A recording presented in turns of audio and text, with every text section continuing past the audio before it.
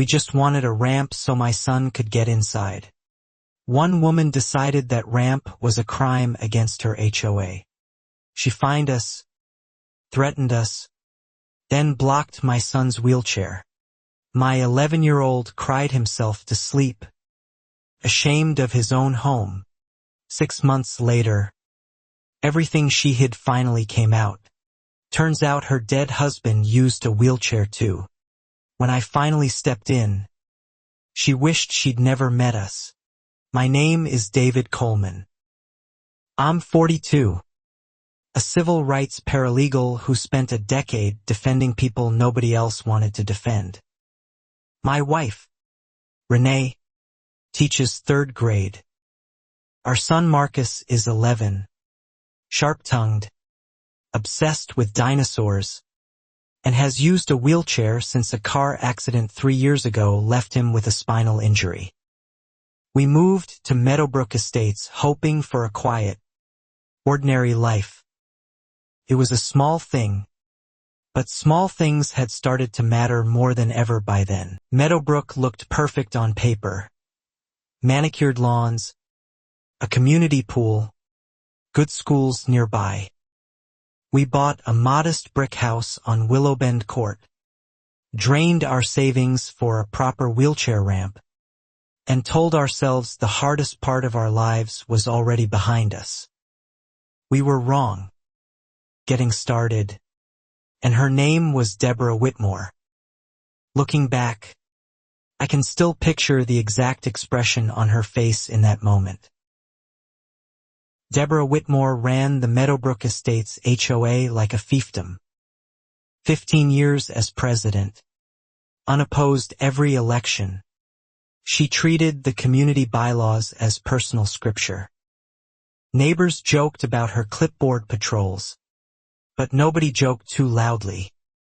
She'd find a family for a mailbox 2 shades off approved white, and everyone remembered it. None of us realized yet how far this would eventually go before it was over. We met her the day we moved in. She appeared on our porch within an hour, tape measure in hand, already noting our moving truck blocked visual sightlines. She smiled the whole time, sweet as sugar, while informing us our lawn ornaments, if we had any, would need pre-approval. Renee laughed it off. Down anyway, the way I'd learned to write everything down that year. I'd spent years reading people for a living, watching how power behaves when nobody's checking it. Something in Deborah's smile didn't reach her eyes. She looked at Marcus in his wheelchair a beat too long, then quickly complimented his cute little chair, like he was a toy on display, not a boy. Renee and I talked about it late that night, long after Marcus had gone to sleep. Within a week, we filed the paperwork to build a permanent wheelchair ramp on the front entrance. Federal and state law protected our right to reasonable accommodation regardless of any HOA aesthetic rule. I knew the law cold against people who claimed to care about community. Felt, even then, like one more piece of a puzzle we hadn't fully assembled. Our neighbor Elena Alvarez, a retired nurse 2 doors down, warned us over the fence the first weekend. She let the Pattersons' kids struggle up icy stairs for 2 winters rather than approve their railing, Elena said. Voice low. Called it an eyesore. Approved. I filed that away. It's about it. Not wanting to worry him before we understood more. We hired a licensed contractor and submitted architectural plans for the ramp, citing the Fair Housing Act's reasonable accommodation provisions. Deborah's board typically took 30 days to respond to requests. Ours sat, unanswered, for 6 weeks. I called twice. A soft-spoken man named Curtis said, "She's reviewing it personally." Elena noticed it too, and mentioned it to me the next time we spoke over the fence. Marcus, meanwhile, was struggling. Getting his wheelchair up 2 brick steps every morning meant Renee or I lifting him, jarring his back, some mornings leaving him wincing at breakfast. He never complained. Watching other kids ride bikes past our house while he waited to be carried like cargo. It was the kind of detail that seemed minor at the time but never quite left my mind. One evening Deborah happened to be walking her poodle past our house exactly when Marcus was being lifted up the steps. She paused, watched for a long moment, then called out, "You know, some families install those little ramps in the back, so it doesn't affect curb appeal." I didn't answer her. I remember thinking, even then, that this neighborhood was not what it had promised to be. I later learned Deborah's late husband, Harold, had passed 2 years earlier after a long illness. Neighbors spoke of him fondly, a quiet, kind man who'd rarely been seen outside their house in his final year. Nobody mentioned exactly why. I didn't think much of it then. I would later. Same thing. That something about it had never sat right with him either. Our HOA dues were $700 a year, supposedly funding pool maintenance, landscaping, and a modest reserve fund for emergencies. Deborah controlled every line of that budget personally, refusing to let other board members review invoices to save everyone the hassle. Tom Reyes, the treasurer on paper, admitted he'd never actually seen the books. Priya agreed, once she heard about it, that the pattern was becoming impossible to ignore. By week 7, our ramp application still hadn't moved. I requested a written explanation, citing the fair housing timeline. Deborah's response arrived typed. Formal, cold. The architectural committee requires additional documentation regarding materials, slope ratio, and long-term visual impact assessment before any modification affecting the community's aesthetic standard can proceed. It added another line to the file I kept growing thicker in my desk drawer. No other family in Meadowbrook had ever been asked for a visual impact assessment. I checked county records myself. Fences, sunrooms, even a backyard basketball court had sailed through in under 2 weeks. Ours, involving a disabled child's basic access to his own home, was somehow the one requiring extra scrutiny. I didn't sleep well that night, replaying the conversation over and over in my head. Renee wanted to escalate immediately. I told her to wait, to build a paper trail first, because I'd seen this pattern before in other cases, powerful people who folded fast once they realized someone understood exactly which laws protected us. I underestimated how far Deborah would go to avoid folding. Marcus asked about it at breakfast, and I gave him the simplest version of the truth I could. Marcus started asking why the ramp lady didn't like him. I told him it wasn't about him, that adults sometimes made rules feel more important than people.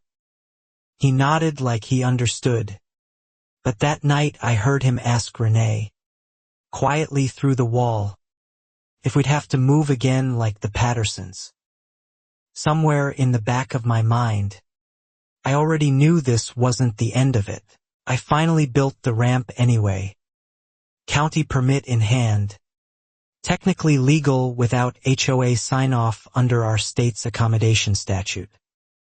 Deborah showed up within the hour of the contractor's finishing. Camera phone raised, photographing every angle like she was building a case file. She said nothing to us. She just smiled and left. It was a small thing, But small things had started to matter more than ever by then. 2 days later, a violation notice appeared taped to our door. Unauthorized structural modification. Fine of $250. 7 days to remedy. I read the county code twice to make sure I hadn't missed anything. I hadn't. Just tried to fine a disabled child for existing safely in his own home. Looking back, I can still picture the exact expression on her face in that moment. I called the HOA office calmly, citing the exact statute protecting reasonable accommodations from HOA aesthetic enforcement. Curtis, apologetic, said he'd pass along the information. Deborah called back herself an hour later, voice honeyed. I understand you feel strongly, she said. But rules are rules. David. We can't play favorites. None of us realized yet how far this would eventually go before it was over. I explained, patiently, that this wasn't favoritism, it was federal law. She laughed softly, the kind of laugh meant to make you feel small for bringing facts to a feelings conversation. I've run this HOA for 15 years, she said. I think I understand our community's needs better than a new resident with a law degree he isn't even using. I wrote it down anyway. The way I'd learned to write everything down that year. That comment stuck with me. She knew I wasn't a licensed attorney. I'd mentioned once, in passing, that I worked as a paralegal.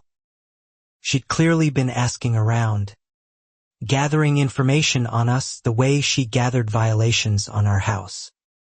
It should have felt paranoid to notice. Instead, it felt exactly accurate. Renee and I talked about it late that night. Long after Marcus had gone to sleep, Elena warned us again, more urgently this time. She did something like this to the Nguyen's 2 years back, she said. Filed complaint after complaint until they just gave up and sold at a loss. I asked why nobody had ever formally reported Deborah. Elena went quiet, losing at the next vote. Felt, even then, like one more piece of a puzzle we hadn't fully assembled. I looked into the HOA's election records at the county clerk's office. More out of habit than suspicion. Deborah had run unopposed 9 years straight. The 1 year someone challenged her, that resident's application for a fence extension was denied the same week, then approved the week after she won. Coincidence? Maybe. I didn't believe in coincidence anymore. I didn't say anything to Marcus about it, not wanting to worry him before we understood more. Renee suggested we simply pay the fine and avoid the fight, exhausted from watching Marcus deteriorate emotionally. I refused. Admitting our son's accessibility was a violation, not a right. I filed a written protest instead, formally invoking the Fair Housing Act, and requested it be entered into the HOA's official record. Elena noticed it too, and mentioned it to me the next time we spoke over the fence. Deborah's reply came 3 days later. The fine stood, doubled for failure to comply within the stated window, and a new complaint had been added that our ramp's railing color violated the approved palette. I stood in my kitchen holding that letter, and for the first time, I understood this wasn't about rules at all. It was the kind of detail that seemed minor at the time but never quite left my mind. It was about control. Needed everyone in Meadowbrook to understand that her word outweighed federal law, county permits, and a child's basic dignity. I folded the letter, put it in a growing file marked Whitmore, and told Renee quietly that this was no longer a disagreement. It was a war she'd started. I remember thinking, even then, that this neighborhood was not what it had promised to be. The fines kept coming: railing color, a non-standard ramp width, even a citation claiming the ramp's incline exceeded ADA slope guidelines, which I proved false with the contractor's certified measurements. Each dispute I won on paper. Each win seemed to make Deborah angrier, like losing legally was somehow more insulting than losing socially. Tom would later say the same thing, that something about it had never sat right with him either. In late September, Deborah escalated to the full board, requesting a vote to place a lien on our property for unpaid HOA fines. Tom Reyes, the treasurer, later told me privately he'd never seen her push so hard for a lien over such a small amount. "It's like she wants your house," he said, only half joking. Priya agreed, once she heard about it, that the pattern was becoming impossible to ignore. The board meeting where the lien vote happened was the first time I saw Deborah operate in front of an audience. She spoke gently, sympathetically even, framing herself as protecting community standards, while subtly implying we'd been difficult, uncooperative, entitled. Neighbors nodded along. I realized then how good she was at rewriting reality. It added another line to the file I kept growing thicker in my desk drawer. I stood and read the Fair Housing Act aloud, cited the specific case law protecting accommodation ramps from HOA aesthetic penalties, and watched Deborah's expression flicker, just for a second, before she recovered it into practiced concern. The board tabled the lien vote. It wasn't a win. And retreats make people like her more dangerous. I didn't sleep well that night, replaying the conversation over and over in my head. 2 weeks later, Marcus came home from the bus stop shaking. Deborah had approached him while he waited alone, telling him his wheelchair tracks were damaging the community sidewalk and that his father needed to learn some manners. He was 11. He didn't understand HOA politics. He just understood that an adult had made him feel like a problem. Marcus asked about it at breakfast, and I gave him the simplest version of the truth I could. I drove straight to Deborah's house that evening, angrier than I'd let myself get in months. She answered the door composed, almost pleased, as if she'd been waiting for this exact reaction. "I simply expressed a concern to a resident," she said. "I didn't realize children in this neighborhood were untouchable. David." Somewhere in the back of my mind, I already knew this wasn't the end of it. I told her clearly, without raising my voice, that if she ever approached my son alone again, I would file a formal complaint with the county and pursue a restraining order. She smiled that same practiced smile. "Threatening me on my own porch?" she said loudly enough for a passing neighbor to hear. "How very lawyerly of you." It was a small thing, but small things had started to matter more than ever by then. The next morning, a new notice appeared, a formal harassment complaint filed against me with the HOA board, claiming I had verbally threatened Deborah Whitmore on her property. No mention of what had prompted the visit. No mention of Marcus. Just a carefully worded narrative positioning me as the aggressor, her as the victim. Looking back, I can still picture the exact expression on her face in that moment. Renee wanted to pull Marcus out of the neighborhood pool program entirely, worried Deborah would find new ways to target him there. I disagreed, confirmed to Deborah that intimidation worked. Instead, I started documenting everything, every notice, every interaction, Every date and time building the file I'd need eventually. None of us realized yet how far this would eventually go before it was over. Elena Alvarez, watching from her porch, began quietly gathering her own evidence too. She told me she'd start keeping a log of Deborah's patrols, timestamps of when she photographed our house, anything that showed a pattern rather than isolated incidents. She's done this before, Elena said. This time, someone's finally writing it down. I wrote it down anyway, the way I'd learned to write everything down that year. The harassment complaint went to a hearing. I brought a printed timeline, timestamps, and Elena as a witness who'd seen Deborah approach Marcus alone at the bus stop. The board, visibly uncomfortable, dismissed the complaint against me. Deborah's face went tight and pale for exactly 3 seconds before the smile reassembled itself. Renee and I talked about it late that night, long after Marcus had gone to sleep. After the hearing, Tom Reyes pulled me aside in the parking lot. "I've been treasurer 4 years," he said quietly. "I've never once been shown the actual bank statements. Every year she hands me a summary sheet and I sign off. I never thought to ask why. I told him maybe it was time he did.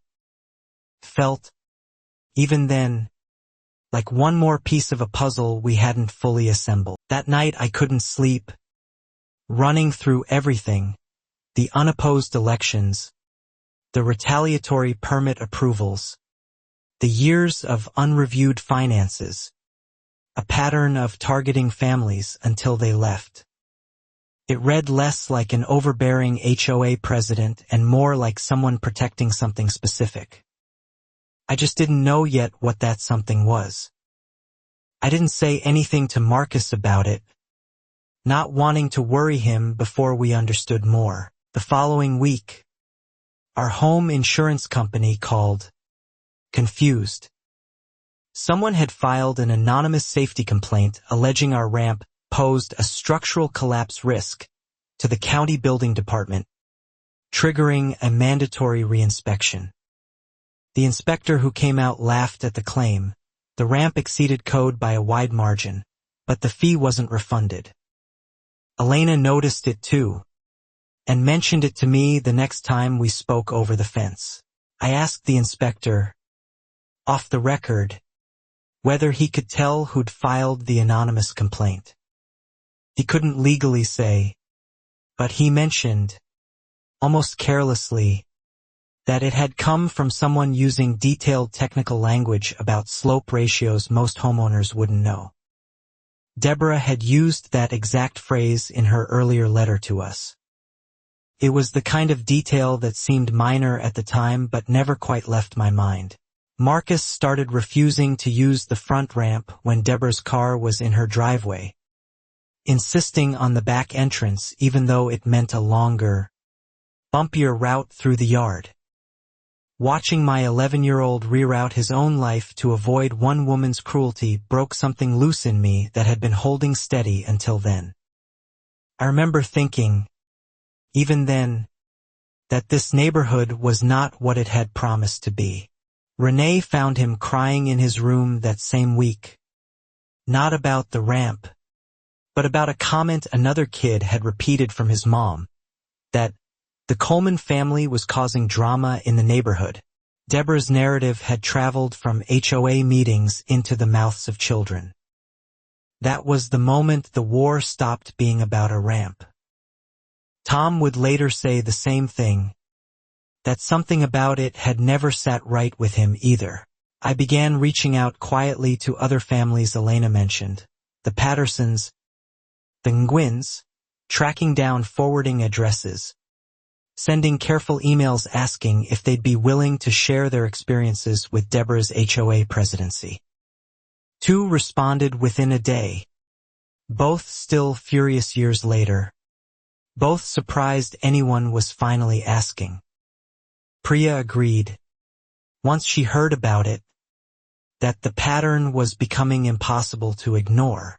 The Pattersons sent me copies of old violation notices nearly identical in language and tone to ours, the same visual impact assessment phrase, the same doubled fines, the same pattern of targeting a disability-related modification.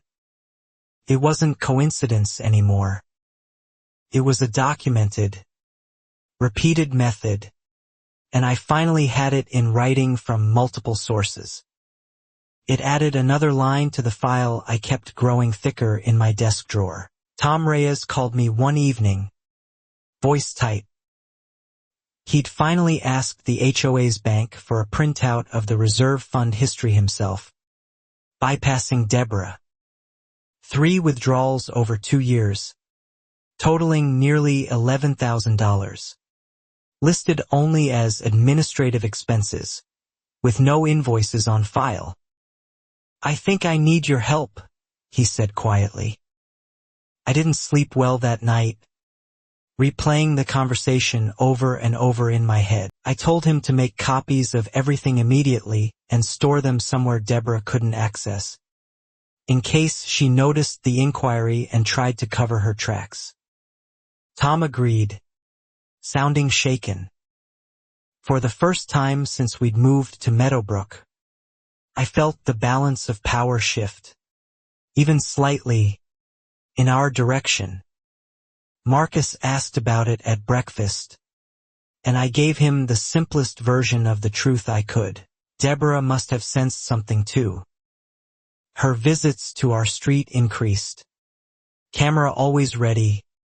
Notices arriving almost weekly now over increasingly minor infractions. A garden hose left visible. A recycling bin out one day early. It felt less like enforcement and more like surveillance. Like she was building a case against us before we could build ours against her. Somewhere in the back of my mind, I already knew this wasn't the end of it. One afternoon she cornered Renee at the mailbox. Warm smile in place, and mentioned hearing that we'd been talking to old neighbors, asking questions. "People move on for their own reasons," she said. "It would be a shame if anyone started spreading rumors that damaged this community's reputation." Renee came inside pale and quiet. It was a small thing, but small things had started to matter more than ever by then. That threat, thinly veiled as neighborly concern, told me everything. Deborah Whitmore wasn't worried about rumors damaging Meadowbrook.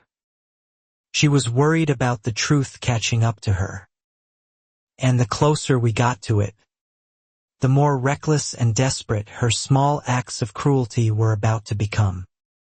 Looking back, I can still picture the exact expression on her face in that moment. In October, Deborah pushed through a board vote, with only 2 other members present. Both longtime allies, banning non-standard mobility devices from the community pool area without prior written approval, citing vague liability concerns. Marcus's wheelchair, specifically, would now require special clearance every single time he wanted to swim. None of us realized yet how far this would eventually go before it was over. I attended the next open meeting and pointed out this new rule almost certainly violated the ADA's public accommodation requirements, since the pool served as a shared community facility. Deborah countered that private HOA pools were exempt, a claim I knew was legally shaky at best. The rule passed anyway, 3 votes to none against. I wrote it down anyway, the way I'd learned to write everything down that year. Marcus loved swimming.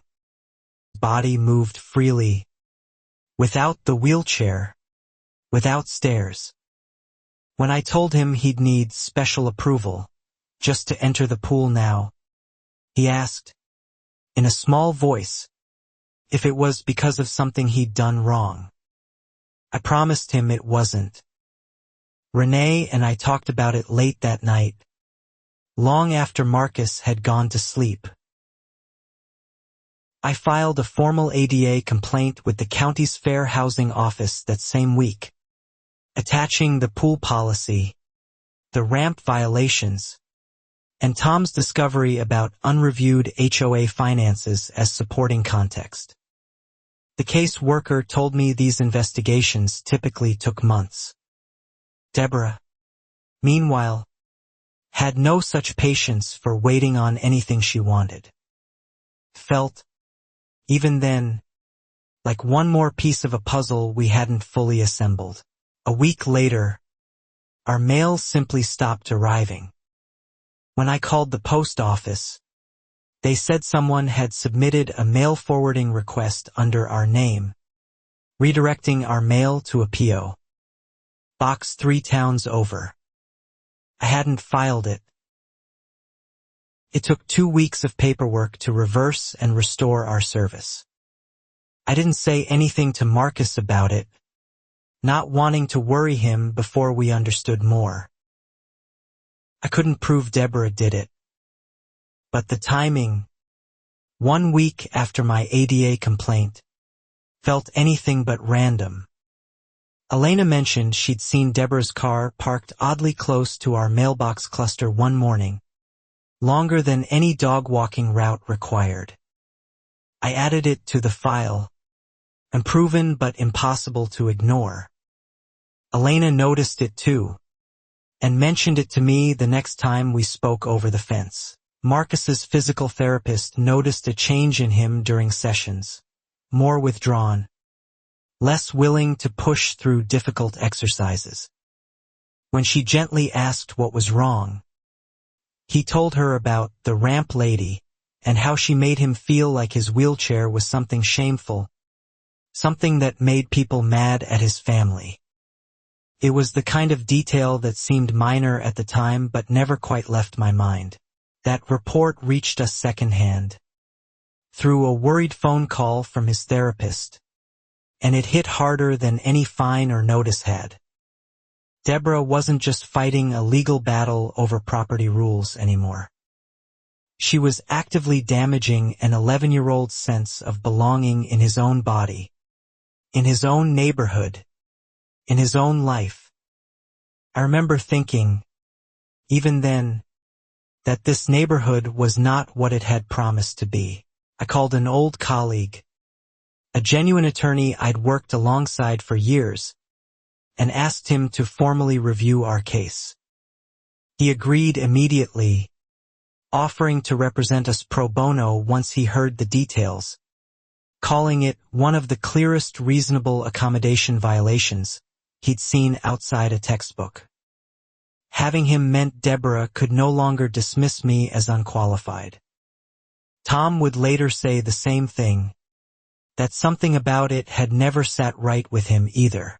My colleague, Marcus Whitfield, no relation, a coincidence that made us both laugh grimly, sent Deborah a formal cease and desist letter, outlining every violation, every retaliatory action, and the looming ADA complaint. Her response came not to him, but to the entire HOA email list, framing our family as litigious troublemakers, threatening to sue hardworking volunteers. Priya agreed, once she heard about it, that the pattern was becoming impossible to ignore. The email backfired in ways Deborah probably hadn't anticipated. A few neighbors, previously silent, quietly reached out to us privately, uncomfortable with how she'd characterized a disabled child's father as a threat. One woman, Priya Nair, admitted she'd almost left Meadowbrook years earlier over a similarly petty dispute involving her mother's mobility scooter. It added another line to the file I kept growing thicker in my desk drawer. Priya's account matched the Pattersons and Gwyn's almost exactly. Sudden fines after installing accessibility equipment, sudden reversals when they threatened legal action, then a slow campaign of small humiliations until they either capitulated or left. I now had 4 separate families describing the same pattern across nearly a decade of Deborah's presidency. I didn't sleep well that night, replaying the conversation over and over in my head. Tom Reyes came to our house one evening, nervous, carrying a folder. He'd requested full bank records under his treasurer authority, and Deborah had stalled him for 3 weeks with excuses. When the records finally arrived, 2 years of statements were simply missing, marked archived offsite, with no explanation of where that site was. Marcus asked about it at breakfast, and I gave him the simplest version of the truth I could. I suggested Tom request the records again in writing, formally, so there'd be a paper trail of the stonewalling itself. He did. CC'd to the whole board, accused him of overstepping his volunteer role, and suggested his sudden interest in the books coincided suspiciously with his friendship with certain disgruntled residents. Somewhere in the back of my mind, I already knew this wasn't the end of it. It was a not-so-subtle warning aimed at me. Deborah was smart enough to know Tom and I had been talking, and smart enough to try isolating him before he found anything solid. But Tom, to his credit, didn't back down. "I've been quiet too long," he told me. "I want to know where that $11,000 went." It was a small thing, but small things had started to matter more than ever by then. Meanwhile, our fines had climbed past $2,000, still legally uncollectible under our reasonable accommodation defense. But Deborah kept adding them anyway, apparently building towards something. My attorney warned me she might be preparing to force a foreclosure-style lien sale, a legally dubious tactic some HOAs attempted against families they wanted gone. Looking back, I can still picture the exact expression on her face in that moment. I asked him directly if that was even possible over a wheelchair ramp. He said no reasonable court would allow it, but that didn't mean Deborah wouldn't try, especially if she believed the board and the neighborhood's general fear of her would prevent anyone from stopping it before real damage was done to our credit or our home. None of us realized yet how far this would eventually go before it was over. Marcus's school called about a related incident. Another student, echoing something overheard at home, told Marcus's family, broke the HOA rules, and everyone was talking about it. Marcus, my sharp, funny kid who loved dinosaurs and terrible puns, had started eating lunch alone rather than face questions he didn't know how to answer. I wrote it down anyway, the way I'd learned to write everything down that year. That call undid something in me. I'd spent years defending strangers' civil rights professionally, staying calm, staying strategic. But watching my own son shrink under the weight of one woman's cruelty tested every ounce of that professional composure. Renee found me sitting in the car in our own driveway, unable to go inside for 20 minutes. Renee and I talked about it late that night. Long after Marcus had gone to sleep, we decided, together, that Marcus needed to hear directly from us that none of this was his fault, that the ramp wasn't shameful, that his wheelchair wasn't a violation of anything except one bitter woman's need for control. He listened quietly, then asked the question that still haunts me. Why does she hate me so much? Felt, even then, like one more piece of a puzzle we hadn't fully assembled. I didn't have a real answer for him that night.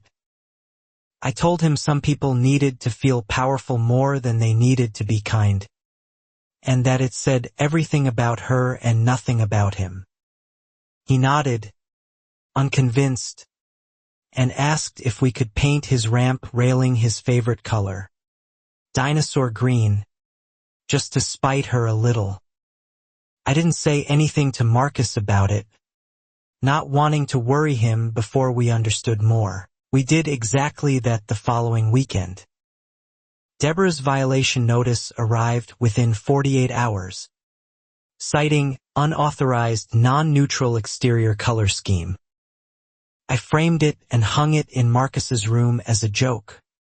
And for the first time in weeks, he actually laughed. Genuinely, looking at the absurd, petty document with something like defiance instead of shame. Elena noticed it too, and mentioned it to me the next time we spoke over the fence. That small act of humor became a turning point for him, even if the war around us kept escalating.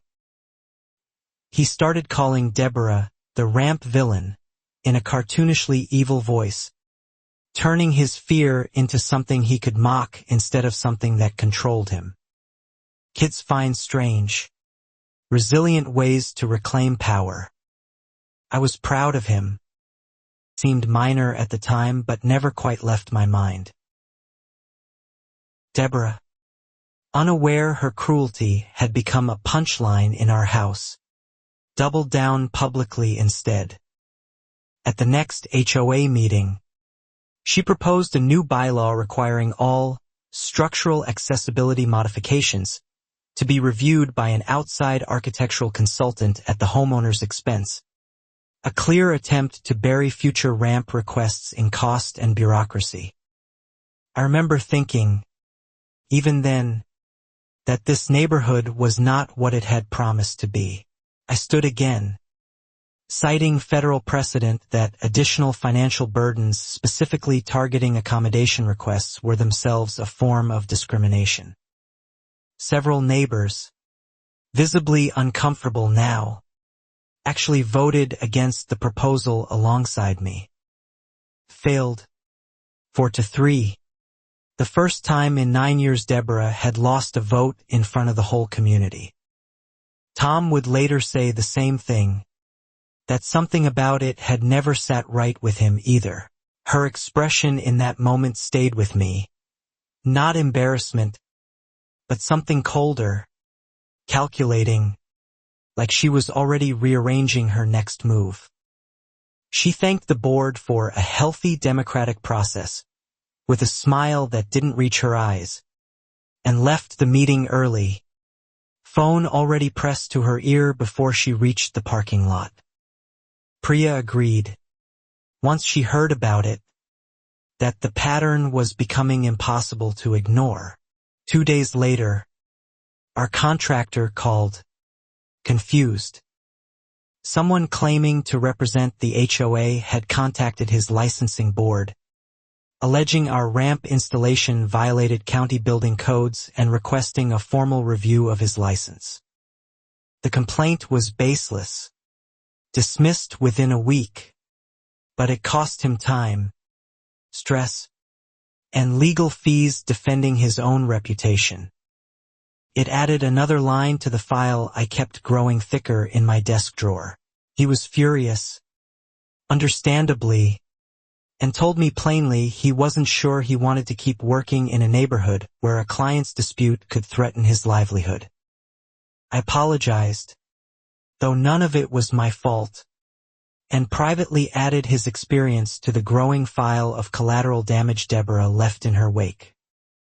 I didn't sleep well that night, replaying the conversation over and over in my head.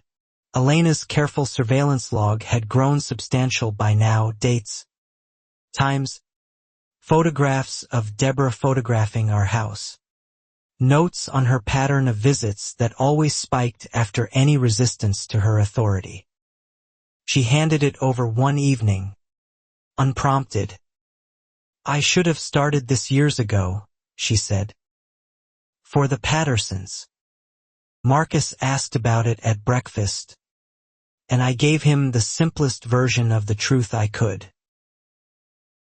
I told her it wasn't too late to matter now. With Elena's log, Tom's financial discrepancies, the other family's matching accounts, and my own documented harassment file, we had something far bigger than a ramp dispute. We had a pattern of systemic abuse of HOA authority. And patterns, unlike single incidents, were very hard to explain away. Somewhere in the back of my mind, I already knew this wasn't the end of it. My attorney agreed, suggesting we consider whether the pattern extended beyond civil violations into criminal territory, specifically around the missing HOA funds.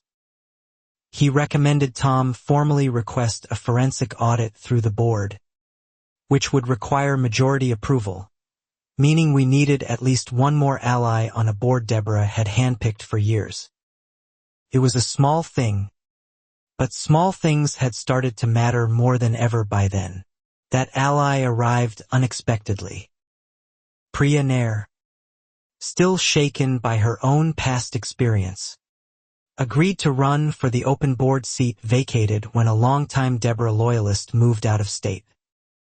She campaigned quietly, mentioning nothing about our situation directly, simply promising financial transparency as her platform. Deborah barely seemed to notice the threat. Looking back, I can still picture the exact expression on her face in that moment. Priya won the seat in November's low-turnout election by a narrow but decisive margin. The first crack in Deborah's carefully maintained board majority in nearly a decade. Deborah congratulated her publicly, warmly, while privately, according to Tom, immediately requesting a closed session to discuss onboarding protocols for new members before Priya could review any records. None of us realized yet how far this would eventually go before it was over. I recognized the move for what it was, an attempt to control Priya's access before she could ask uncomfortable questions. I called her directly, introduced myself properly for the first time, and shared what Tom and I had found. She listened silently, then said, "I ran for this seat because of what happened to my mother. Let's finish this." I wrote it down anyway, the way I'd learned to write everything down that year. With Priya's vote, Tom finally had the majority he needed to formally request the forensic audit. Over Deborah's furious objections that it was an unnecessary expense driven by personal grudges, the motion passed 3-2. Deborah abstained loudly, storming out before the vote officially closed, though her abstention still counted against her wishes. Renee and I talked about it late that night, long after Marcus had gone to sleep. For the first time since we'd moved to Meadowbrook, I felt the ground shifting beneath Deborah's feet instead of ours. She'd built her power on unopposed elections, unreviewed books, and neighbors too afraid to compare notes. Now 3 of us were comparing notes daily, and an audit was coming whether she wanted it or not. Felt, even then, like one more piece of a puzzle we hadn't fully assembled. Strangely, the weeks following the audit vote grew quiet. Deborah stopped issuing new notices. No more anonymous complaints arrived at the county office. Even her patrols past our house seemed to stop entirely. Renee, cautiously hopeful, wondered aloud if we'd finally won, if the threat of exposure had simply made her retreat for good. I didn't say anything to Marcus about it, not wanting to worry him before we understood more. I wasn't so sure. Work. I'd learned that people who build their identity around control rarely surrender quietly. Sometimes calm meant defeat. Sometimes it meant regrouping. I kept documenting anyway, out of habit more than suspicion, unwilling to let my guard down just because the surface of the water had stilled. Elena noticed it too, and mentioned it to me the next time we spoke over the fence. Marcus, for his part, seemed to breathe easier during that lull. He started using the front ramp again, regardless of whether Deborah's car was in the driveway. Painted a second dinosaur on the railing just for fun, and even waved at her once from a distance, testing whether the tension had actually eased. It was the kind of detail that seemed minor at the time but never quite left my mind. She waved back, smiling, and told him his dinosaur painting was very creative, in a tone that almost sounded sincere. For a few days, I let myself believe maybe the forensic audit alone had been enough to humble her, that facing real consequences had finally taught Deborah Whitmore a lesson about overreach and cruelty. I remember thinking, even then, that this neighborhood was not what it had promised to be. The audit itself moved slowly, as these things do, the accountant requesting additional documentation, cross-referencing invoices against bank statements spanning 3 years. Tom kept me updated cautiously, careful not to speculate before the numbers were confirmed, though he admitted the preliminary picture already looked worse than I expected. Tom would later say the same thing, that something about it had never sat right with him either. I used the quiet period to focus on Marcus, taking him to a wheelchair basketball clinic 2 towns over where he met other kids who understood, without explanation, what it felt like to navigate a world built for other bodies. He came home lit up in a way I hadn't seen since before Deborah's campaign began. Priya agreed, once she heard about it, that the pattern was becoming impossible to ignore. Renee planted new flowers along the ramp, something we'd avoided doing before out of fear it would invite another petty violation. Nothing happened. For the first time in months, our house started to feel like ours again instead of a property under constant surveillance and judgment from across the street. It added another line to the file I kept growing thicker in my desk drawer. Priya mentioned, during one of our updates, that Deborah had started attending church events and neighborhood socials more visibly than usual, laughing louder, hugging longer, as if actively rebuilding her public image in preparation for something. I noted it but said nothing to Renee, not wanting to poison the calm she'd finally allowed herself to feel. I didn't sleep well that night, replaying the conversation over and over in my head. My attorney warned me gently that lulls before major exposure often looked exactly like this. The accused party performing normalcy while quietly consulting their own lawyer, moving assets, preparing explanations. I didn't share that theory at home either. Some warnings, I decided, were mine alone to carry until I had something concrete. Marcus asked about it at breakfast, and I gave him the simplest version of the truth I could. Then, 3 weeks into the quiet, Tom called sounding different, tighter, more careful, like he was choosing every word. The accountant had found something specific, he said, something involving invoices from a landscaping company that, according to the state business registry, didn't actually exist under the name listed on the paperwork. Somewhere in the back of my mind, I already knew this wasn't the end of it. I asked who owned the business address listed on the invoices. Tom hesitated before answering.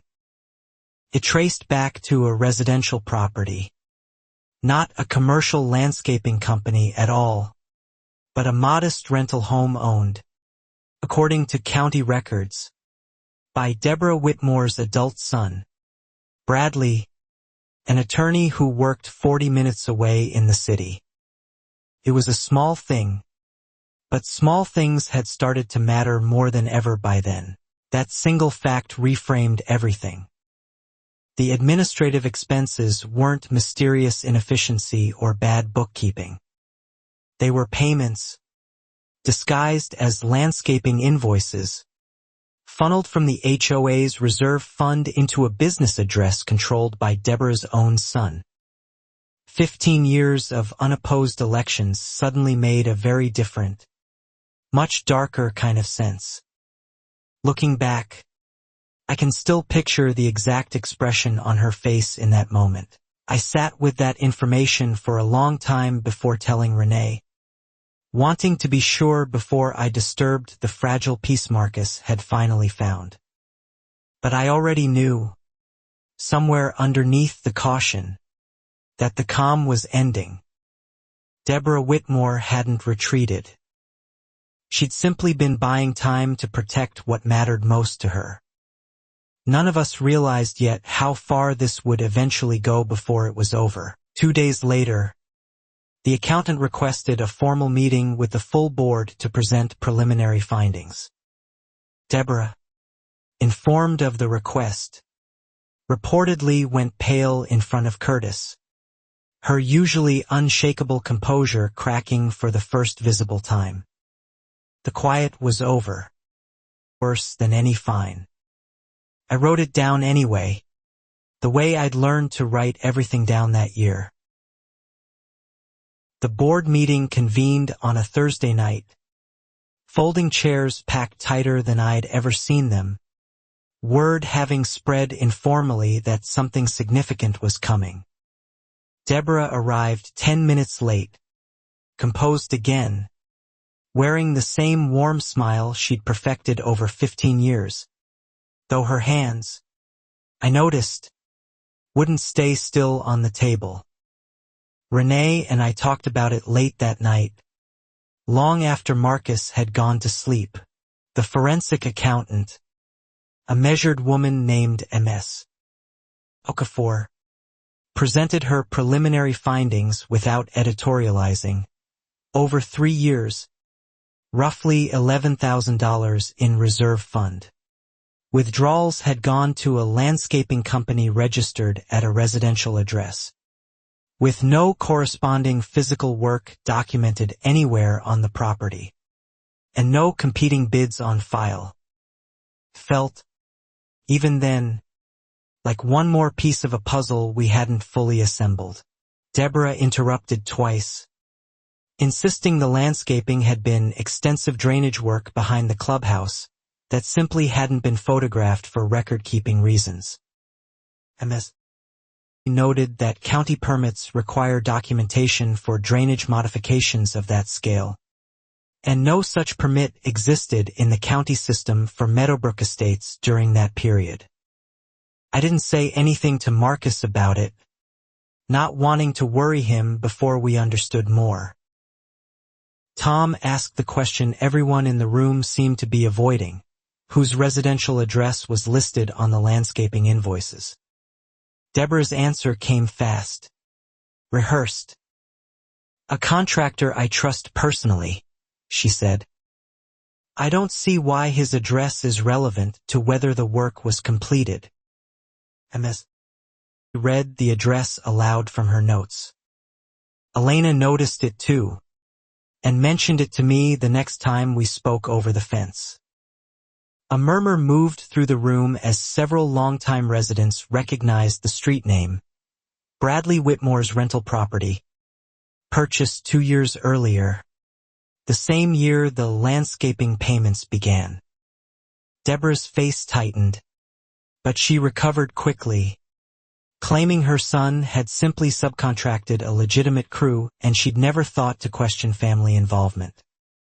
It was the kind of detail that seemed minor at the time but never quite left my mind.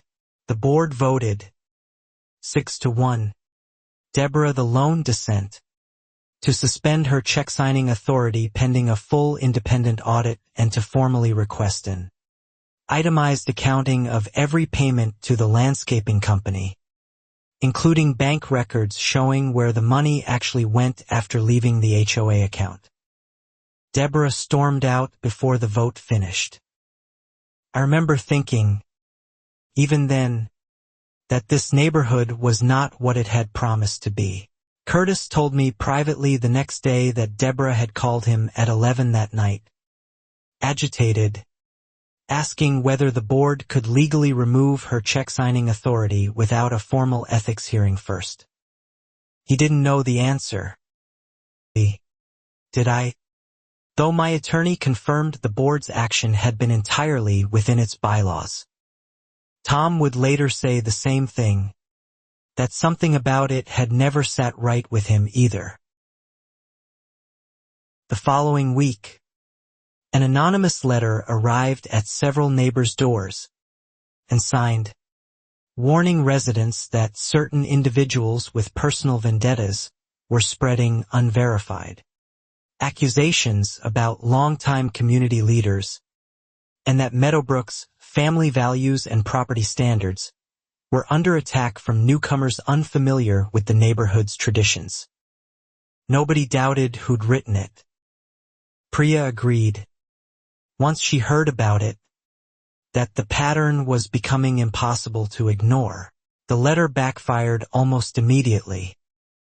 Several residents, including some who'd never spoken to us directly, began comparing notes in a group chat Priya organized, discovering more small instances of Deborah's selective enforcement stretching back years, a Vietnamese family fined for unusual cooking odors, a same-sex couple denied a fence extension approved for others.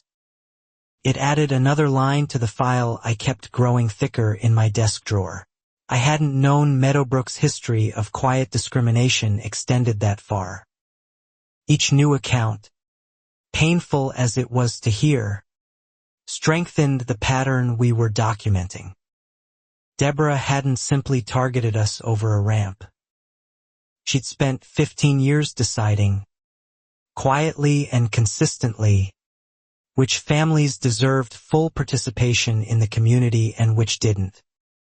I didn't sleep well that night, replaying the conversation over and over in my head. Bradley Whitmore, Deborah's son, reached out to me directly through a brief, carefully worded email, stating he had no knowledge of any HOA fund transfers and requesting I refrain from associating his name with ongoing board matters.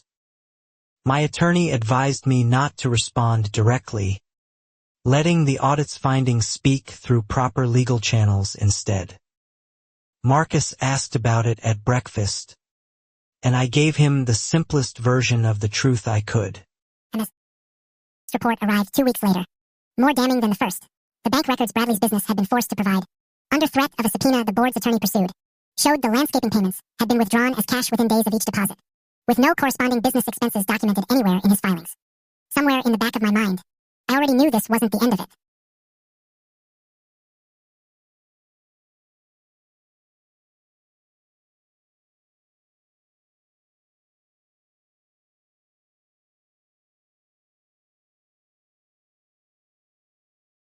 $11,000, moved from Meadowbrook's reserve fund through a fake landscaping invoice into Bradley's account, then withdrawn as cash almost immediately. It wasn't sloppy bookkeeping. It was a deliberate, repeated scheme, and now there was a paper trail nobody could argue away as misunderstanding or family favoritism gone slightly overboard. It was a small thing, but small things had started to matter more than ever by then. Deborah requested a private meeting with me, of all people, which surprised everyone including my attorney. I agreed to meet publicly at a coffee shop, recording our conversation with her knowledge. Per state law, she arrived without her usual composure, eyes red, asking if there was any way to make this go away quietly for everyone's sake. Looking back, I can still picture the exact expression on her face in that moment. I told her plainly that the only path forward involved returning the money and cooperating fully with the audit, and that I had no authority or intention to make anything go away on her behalf. She stared at me for a long moment, then said something that chilled me. "You have no idea what you've started, David. None of you do. None of us realized yet how far this would eventually go before it was over." I asked her to clarify, ending abruptly, leaving her coffee untouched, and walking out without another word. I sat there afterward, replaying her tone, unable to decide whether it had been a threat, a warning, or simple desperation. Within days, I understood it was, unmistakably, a threat, and it was aimed at my son. I wrote it down anyway, the way I'd learned to write everything down that year. 2 days after that meeting, Marcus's bus dropped him off 10 minutes later than usual. Some route change nobody had explained to parents. Renee was still at a parent-teacher conference downtown. I was working from home, deep in a document, unaware my son was waiting at the bus stop nearly a block away, alone. Renee and I talked about it late that night, long after Marcus had gone to sleep. Deborah, according to what Marcus told us later, and what a neighbor's doorbell camera eventually confirmed, approached him at the stop while he waited, positioning her car deliberately across the accessible curb cut he needed to reach the sidewalk, blocking his only clear path home in his wheelchair with nobody else around to help. Felt, even then, like one more piece of a puzzle we hadn't fully assembled. She told him, according to the recording, that his family had ruined her life, and that he should tell his father to stop before things got much worse for everyone, including him, an 11-year-old boy, alone, blocked from moving, hearing an adult tell him his existence had ruined her life. That was the moment everything changed. I didn't say anything to Marcus about it, not wanting to worry him before we understood more. Marcus tried to wheel around her car through the grass, and according to the footage, Deborah stepped directly into his path again, hand raised, saying, "We're not finished talking," in a voice the doorbell microphone caught clearly enough to leave no ambiguity about her tone or intent toward a frightened, cornered child. Elena noticed it too, and mentioned it to me the next time we spoke over the fence. A neighbor, Mrs. Alvarez's grandson visiting for the week, happened to be walking his dog nearby and saw the confrontation from across the street. He didn't intervene immediately, unsure what he was witnessing, but he pulled out his phone and started recording, capturing the final 30 seconds just as I arrived, having gotten Renee's frantic call. It was the kind of detail that seemed minor at the time but never quite left my mind. I don't fully remember the drive over. I remember parking crooked, running toward my son's wheelchair, seeing his face streaked with tears, seeing Deborah's car still blocking the curb cut. I remember my voice coming out lower and harder than I'd ever heard it, telling her to step back from my child immediately. I remember thinking, even then, that this neighborhood was not what it had promised to be. She turned toward me, and for the first time since we'd met her, I saw something other than composed control in Deborah Whitmore's expression. I saw fear. Because standing behind me, phone still raised, was a young man who'd captured every second of what she'd just done to an 11-year-old boy alone. Tom would later say the same thing, that something about it had never sat right with him either. I knelt beside Marcus first, checking he was physically okay, holding him while he shook, before I said another word to Deborah. She started talking fast, something about just wanting to explain the situation calmly, but her voice had lost every trace of the honeyed control she'd wielded over Meadowbrook for 15 years. Priya agreed, once she heard about it, that the pattern was becoming impossible to ignore. I told her, quietly but clearly enough for the neighbor's phone to catch it, that she had just committed harassment and intimidation against a disabled minor, that it was on video, and that I would be filing a police report within the hour. She said my name once, almost pleading, and I simply turned my back and lifted my son. It added another line to the file I kept growing thicker in my desk drawer. That night, after Marcus was finally calm enough to sleep, Renee and I sat with the recording, watching it 3, 4, 5 times, each viewing making the reality worse. A grown woman deliberately blocking a child in a wheelchair, telling him he'd ruined her life, refusing to let him pass until an adult intervened. I didn't sleep well that night, replaying the conversation over and over in my head. I filed the police report the next morning. The responding officer, watching the footage, called it one of the clearest cases of intimidation of a minor she'd seen in years, though she noted the charges would likely fall under harassment statutes rather than anything more severe, given no physical contact had occurred. Marcus asked about it at breakfast, and I gave him the simplest version of the truth I could. I asked Priya to share the video with the full board immediately, unedited, alongside my formal complaint. She did. 3 board members called for Deborah's immediate removal from any position of authority pending investigation, a motion that would normally require a formal meeting, but the video made further delay feel obscene. Somewhere in the back of my mind, I already knew this wasn't the end of it. Word spread through Meadowbrook faster than any HOA notice ever had. Neighbors who'd stayed quiet for years, afraid of Deborah's influence, suddenly found their voices. Elena told me 3 separate people stopped her that day just to say they were sorry they hadn't spoken up sooner about what they'd witnessed over the years. It was a small thing, but small things had started to matter more than ever by then.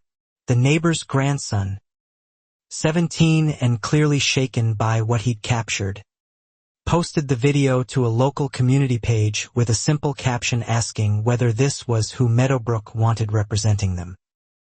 It spread locally within the neighborhood group first, then beyond it, as people shared it with disbelief, then anger, then outrage. Looking back, I can still picture the exact expression on her face in that moment. By the next morning, a local news reporter covering community stories had reached out, having seen the video shared widely across several neighborhood social media groups. I hesitated before responding, protective of Marcus's privacy, but ultimately agreed to a brief statement, careful to keep the focus on accountability rather than sensationalizing my son's pain. None of us realized yet how far this would eventually go before it was over. Deborah, meanwhile, had gone silent. No public statement, no defense offered anywhere.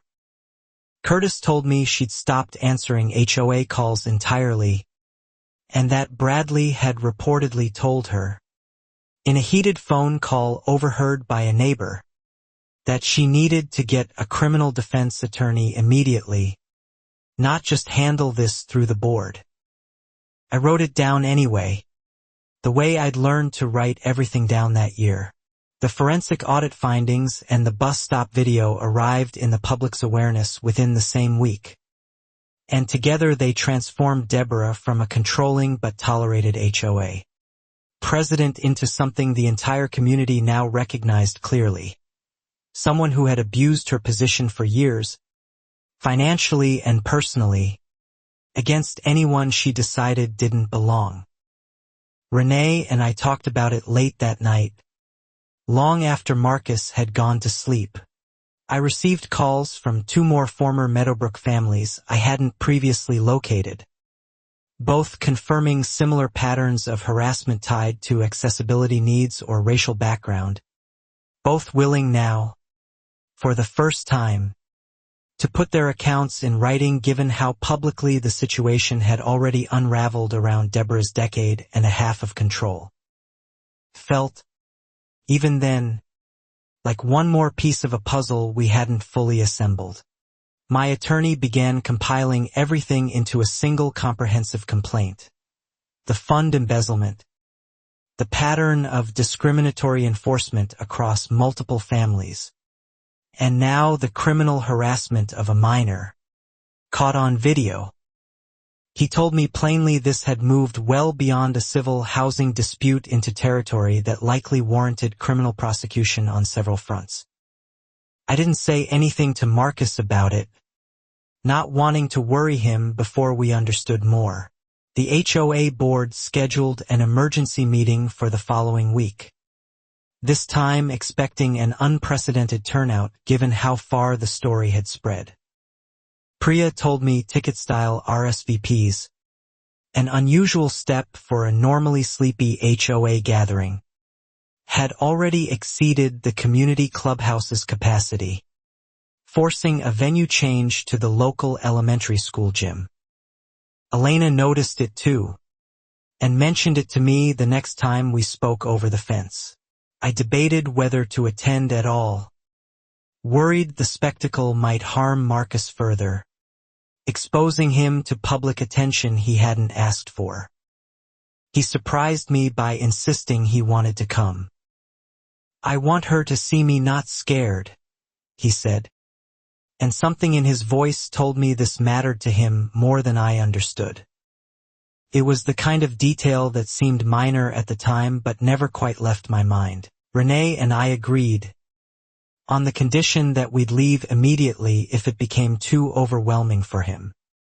We spent the days before preparing him gently, letting him choose his own outfit, letting him decide how much he wanted to say if anyone asked him directly, giving him back some measure of control Deborah had stolen. I remember thinking, even then, that this neighborhood was not what it had promised to be. Bradley Whitmore resigned from his law firm 2 days before the meeting, according to a brief item in a local business newsletter, citing personal family matters requiring my full attention. I later learned his firm had launched an internal review after learning about the embezzlement allegations connected to his name and rental property. Tom would later say the same thing, that something about it had never sat right with him either. Elena told me she'd seen a moving truck outside Deborah's house that same week, though nothing seemed to actually be loaded onto it, just sitting in the driveway for 2 days before disappearing again. Whether it was preparation for fleeing or simply an unrelated coincidence, nobody could say for certain, though speculation ran wild through the neighborhood. Priya agreed, once she heard about it, that the pattern was becoming impossible to ignore. Meanwhile, Ms. Okafor's final audit report arrived, more comprehensive than the preliminary findings. The total misappropriated funds, once every discrepancy was traced, came to just over $19,000 across 4 years, not the $11,000 initially estimated, funneled through Bradley's rental address using at least 2 different fabricated vendor names. It added another line to the file I kept growing thicker in my desk drawer. The report also revealed something none of us had anticipated. Deborah had used a portion of the funds, roughly $6,000, to cover legal fees related to a prior, quietly settled harassment complaint filed against her 4 years earlier by a family who'd since moved away, a case none of the current board members had ever known about. I didn't sleep well that night, replaying the conversation over and over in my head. That settled complaint.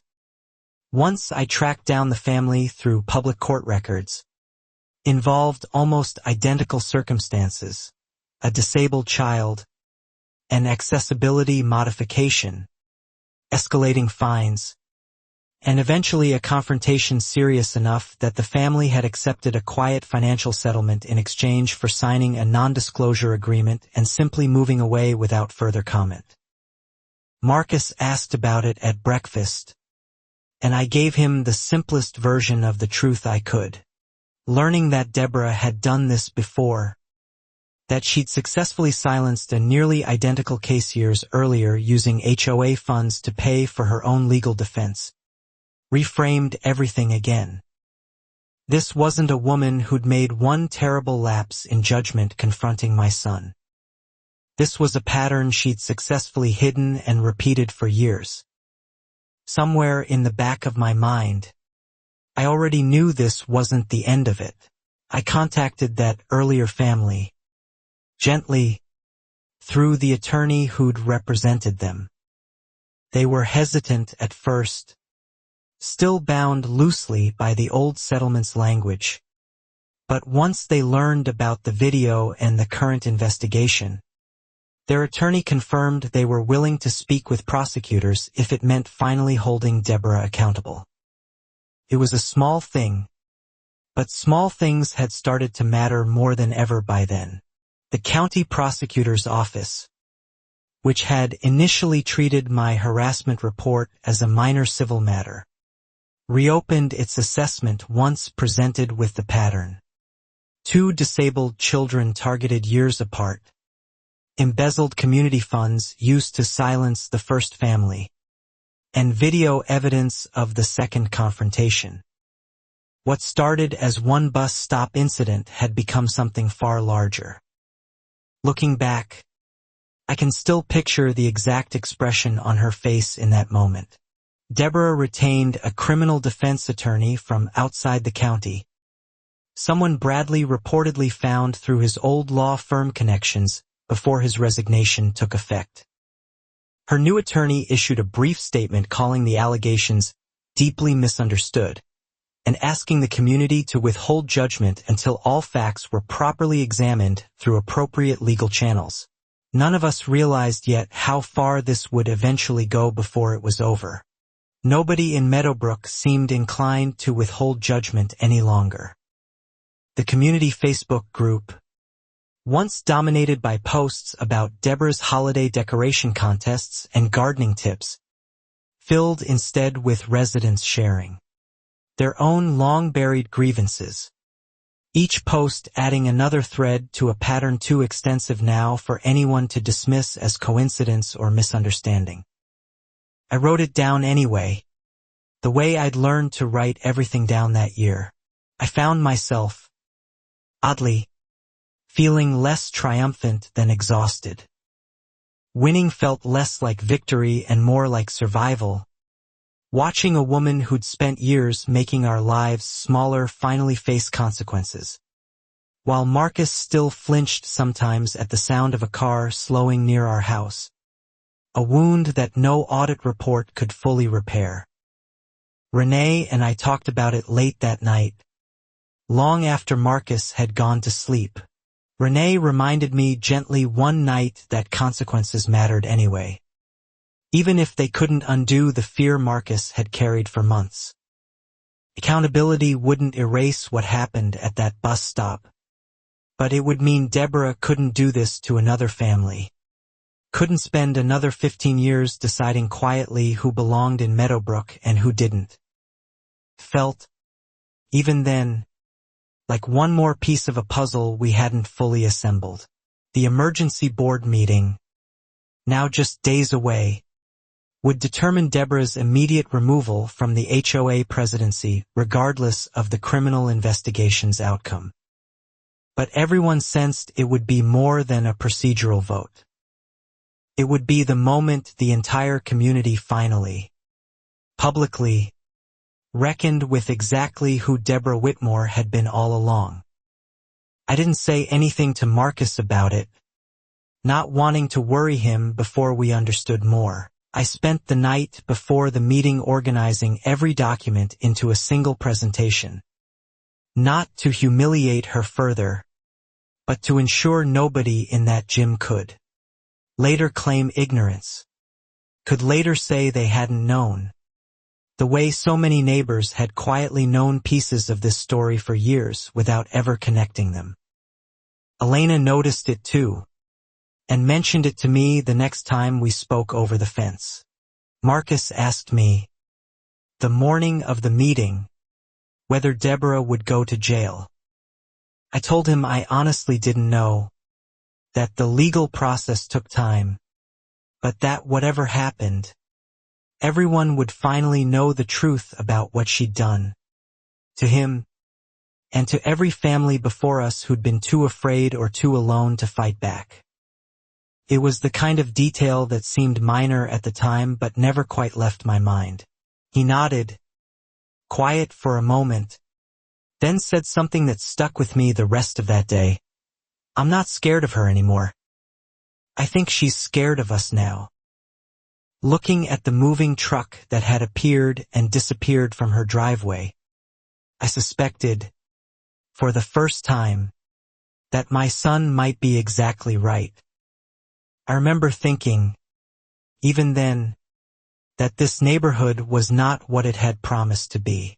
2 days before the emergency meeting, Deborah showed up unannounced at Tom Reyes's house. According to what he told me shakily over the phone that night, asking him to reconsider his cooperation with the audit, hinting she still had options that could make things difficult for people who crossed her. Even now, Tom would later say the same thing, that something about it had never sat right with him either. Tom recorded part of the conversation on his phone once he realized where it was heading, capturing Deborah implying she knew things about his business that could be shared with clients if he didn't soften his testimony at the meeting. It was, unmistakably, witness intimidation, and Tom handed the recording straight to the prosecutor's office the next morning. Priya agreed, once she heard about it, that the pattern was becoming impossible to ignore. That same night, Priya discovered something while cross-referencing old HOA election records for an unrelated procedural question. Dozens of proxy voting forms from the past decade bore signatures that, compared side by side, looked suspiciously identical in handwriting, despite supposedly coming from different households across the neighborhood, spanning multiple contested board elections. It added another line to the file I kept growing thicker in my desk drawer. She brought the forms to a handwriting analyst a friend recommended, more out of curiosity than expectation, and the preliminary opinion confirmed what the pattern already suggested. At least 30 proxy votes across 3 separate elections appeared to have been filled out by the same hand, almost certainly Deborah's, forging support she'd never actually earned. I didn't sleep well that night, replaying the conversation over and over in my head. Deborah hadn't just been quietly discriminatory. She'd been rigging the very elections that kept her in power for 15 years, manufacturing consent through forged proxies whenever a challenger emerged, ensuring nobody could ever legitimately vote her out even if enough residents eventually grew frustrated enough to try running against her uncontested reign. Marcus asked about it at breakfast, and I gave him the simplest version of the truth I could. I thought about the 1 year, years earlier, when a resident had challenged her and lost narrowly, the same year that residents' fence extension had been mysteriously denied. It hadn't been coincidence or petty retaliation alone. It had likely been a stolen election, protected by forged signatures nobody had ever thought to examine closely before now. Somewhere in the back of my mind, I already knew this wasn't the end of it. Priya, furious and shaking as she showed me the comparison, said she felt sick imagining how many decisions, how many families affected, had all traced back to an HOA presidency built on fraud from its very foundation. She's not just cruel, Priya said. She's not even really our HOA president. She never should have been. It was a small thing, but small things had started to matter more than ever by then. I contacted the county elections oversight office, uncertain whether HOA proxy fraud fell under their jurisdiction, and learned it likely constituted a form of forgery under state law regardless of the small scale, especially combined with the financial embezzlement already under investigation. The pattern of criminal conduct kept widening every time someone looked closely enough. Looking back, I can still picture the exact expression on her face in that moment. Deborah, apparently sensing the walls closing in from every direction, made her most reckless move yet. 2 nights before the meeting, our home's exterior security camera, installed after the earlier vandalism scare, captured a figure approaching our ramp around 2 a.m., moving carefully, carrying what looked like a small container and a lighter. None of us realized yet how far this would eventually go before it was over.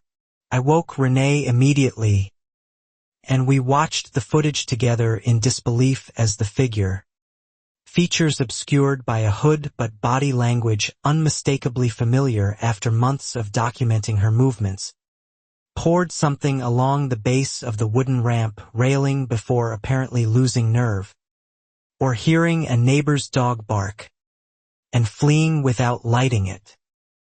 I wrote it down anyway, the way I'd learned to write everything down that year. I called the police immediately, and forensic technicians confirmed the substance was lighter fluid, though thankfully the attempt had been abandoned before any fire started. The footage, while not perfectly clear on facial features, showed a build, gait, and even a distinctive limp in the right leg that Elena immediately recognized as Deborah's old hip injury. Renee and I talked about it late that night, long after Marcus had gone to sleep. That single detail, an old hip injury I'd never known Deborah had, from a fall years earlier that neighbors vaguely remembered, became the thread that unraveled the final piece of her double life.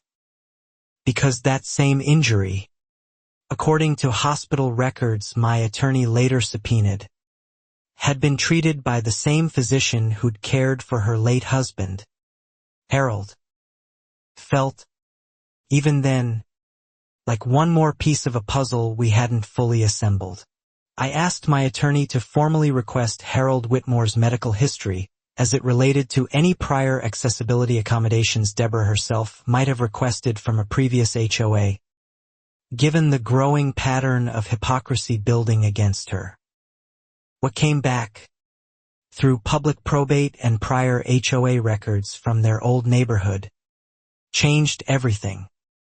I didn't say anything to Marcus about it, not wanting to worry him before we understood more. Harold Whitmore had used a motorized wheelchair for the final 18 months of his life following a severe stroke.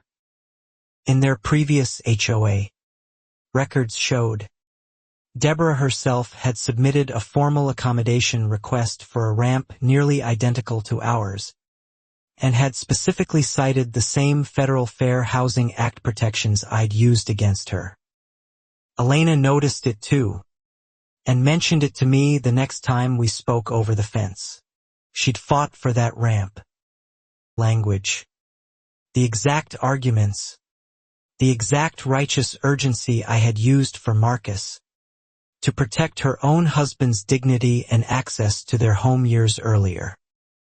And then, in a new neighborhood, with a new position of power, she'd spent months trying to strip that same right from an 11-year-old boy. It was the kind of detail that seemed minor at the time but never quite left my mind.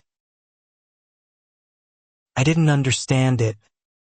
Not fully, not even after everything. My attorney offered a theory, cautious and unverified, That some people who feel powerless during a loved one's decline later seek control anywhere they can find it, weaponizing the very rules that once protected them, as if punishing others could somehow undo their own past helplessness. I remember thinking, even then, that this neighborhood was not what it had promised to be. I didn't need to understand her psychology to know what mattered. Whatever pain shaped Deborah Whitmore, she'd chosen, repeatedly and deliberately, to inflict that same pain onto children and families who deserved none of it. Understanding a person's wounds doesn't excuse the wounds they choose to create in others, and I refused to let it. Tom would later say the same thing, that something about it had never sat right with him either.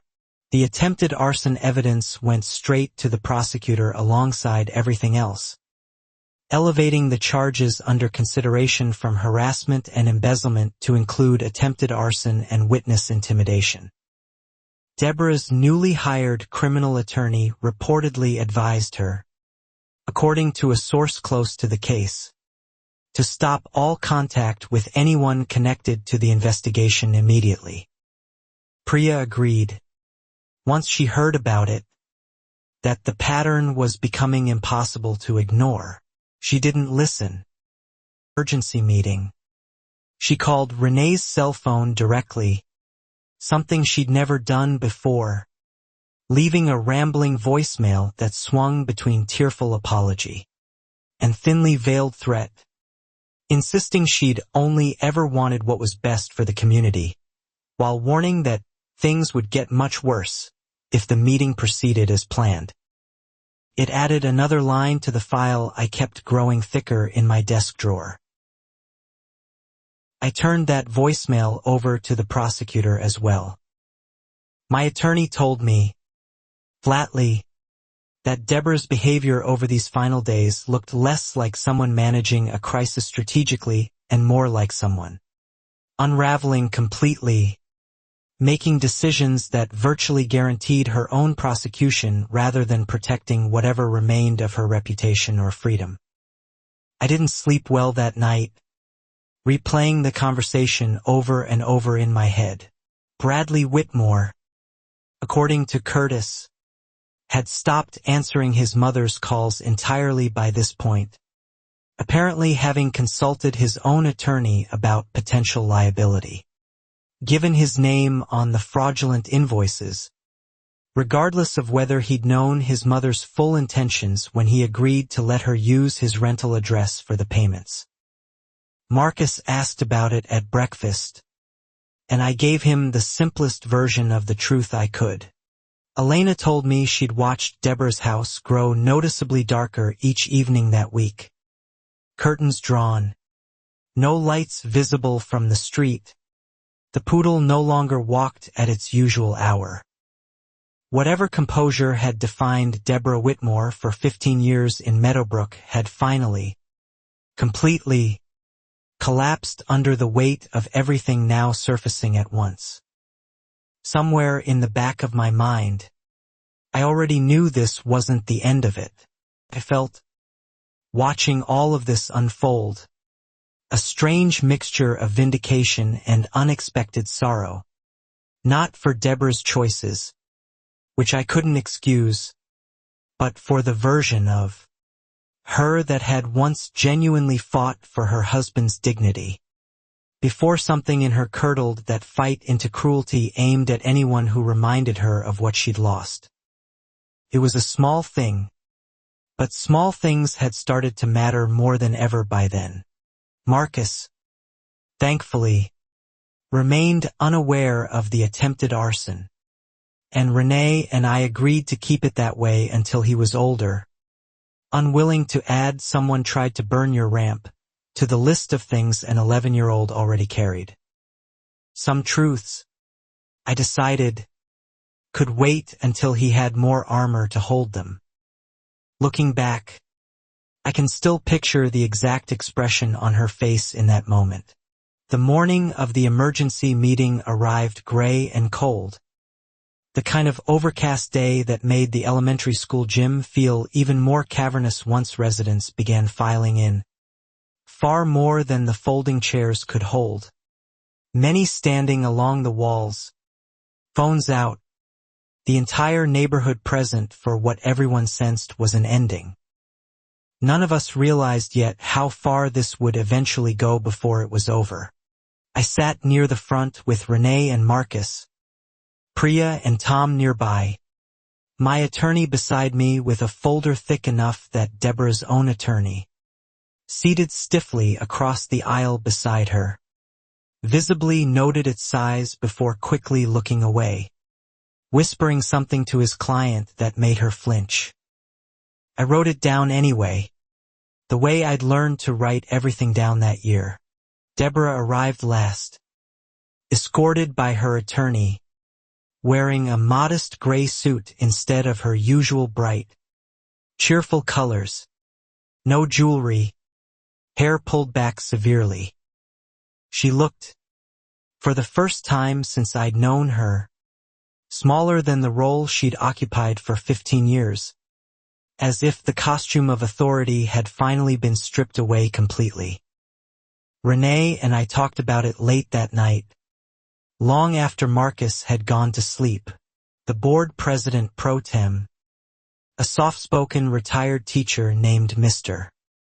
Harrison, who'd stepped in after Deborah's suspension, called the meeting to order and explained, for those who hadn't followed every development, the scope of what would be presented: financial fraud, election forgery, harassment of multiple families, and attempted property destruction with intent unclear but evidence undeniable. Felt, even then, like one more piece of a puzzle we hadn't fully assembled. A visible ripple moved through the crowd at attempted property destruction, many residents hearing that specific detail for the first time, having only known about the fines and the bus stop video before that night. Deborah's attorney requested the meeting be closed to protect his client's rights during an active criminal investigation. The board voted, unanimously, to proceed openly anyway. I didn't say anything to Marcus about it, not wanting to worry him before we understood more. And presented the final audit findings first. Methodical and unemotional, walking the packed gym through $19,000 in embezzled funds, the fabricated landscaping invoices, the payments to Bradley's rental address, and the $6,000 used 4 years earlier to quietly settle a nearly identical harassment case against another disabled child. Elena noticed it too, and mentioned it to me the next time we spoke over the fence.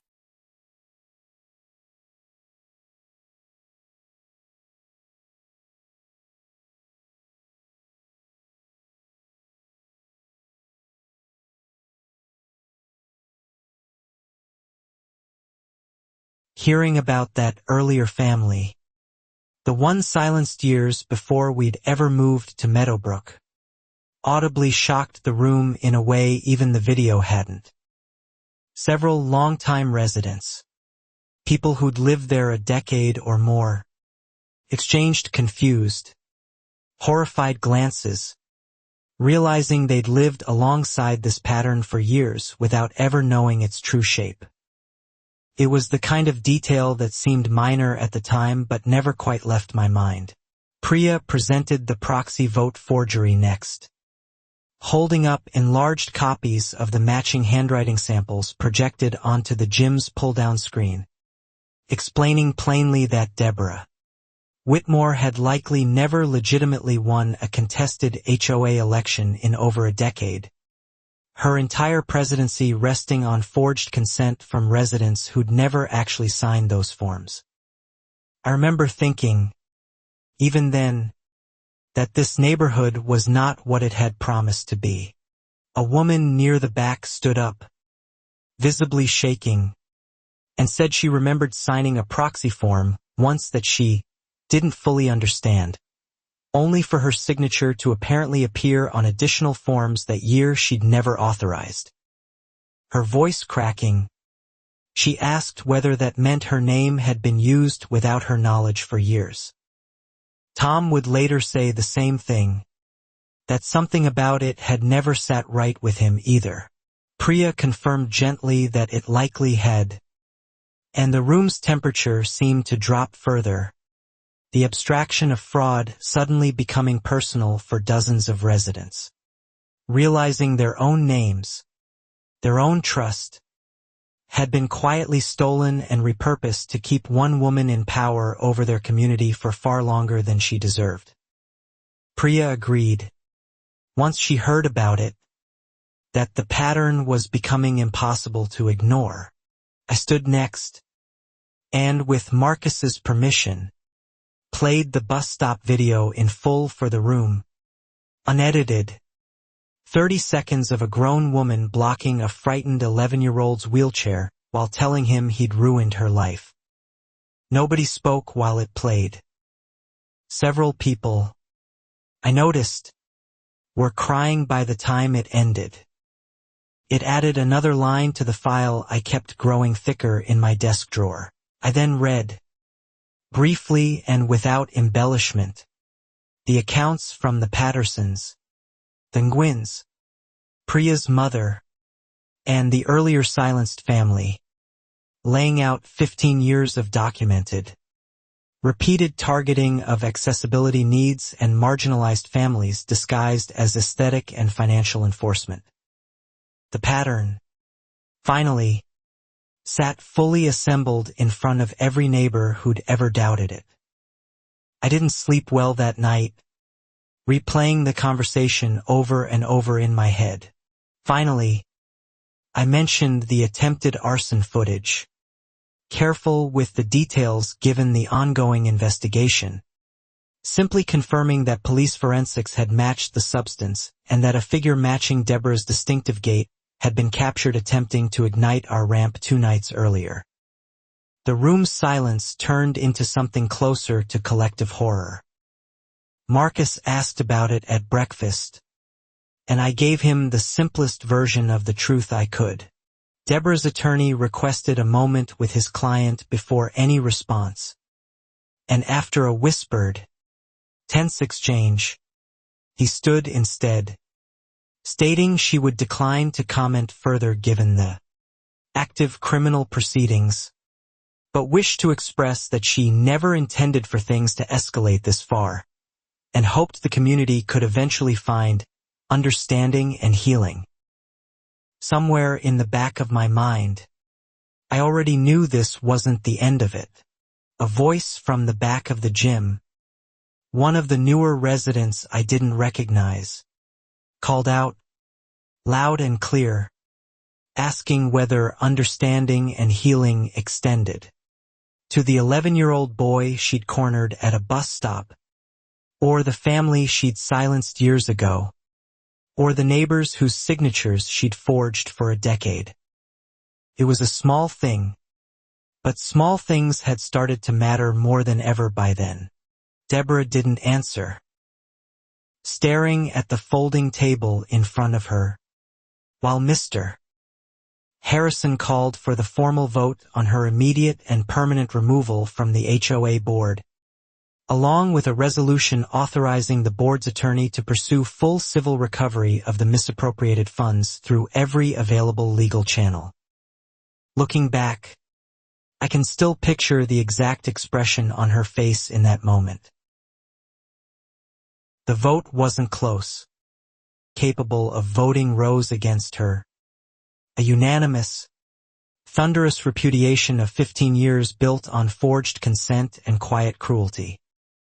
Deborah Whitmore, stripped of the presidency she'd manipulated and defended and abused for so long, sat motionless as the room around her erupted into scattered, exhausted applause. None of us realized yet how far this would eventually go before it was over. Marcus squeezed my hand tightly through the entire vote, and when it finally passed, he looked up at me and whispered, "She's not scary anymore, is she?" I told him no. She wasn't. Not anymore. And for the first time in months, I actually believed the words as I said them to my son. I wrote it down anyway, the way I'd learned to write everything down that year. In the weeks following her removal, Deborah Whitmore all but vanished from public life in Meadowbrook. No longer seen walking her poodle, no longer attending church socials.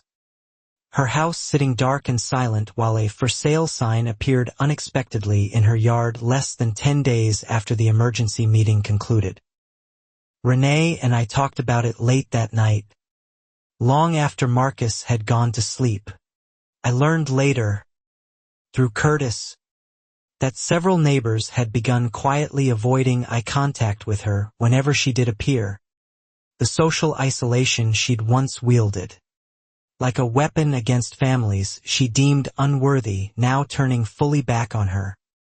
Though nobody in Meadowbrook took any satisfaction in that particular irony out loud.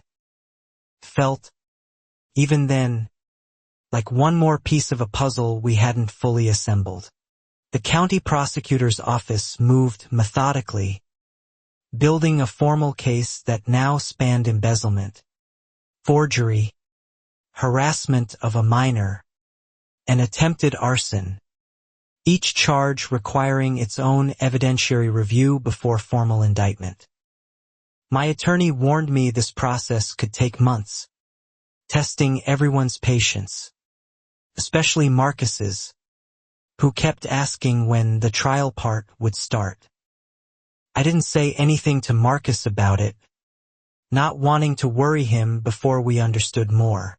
I explained, as gently as I could, that real justice moved slower and more carefully than television made it look, that prosecutors needed to build something unshakable, rather than something fast, and that patience, however difficult, gave Deborah less room to escape real consequences through a technicality or a rushed, incomplete case.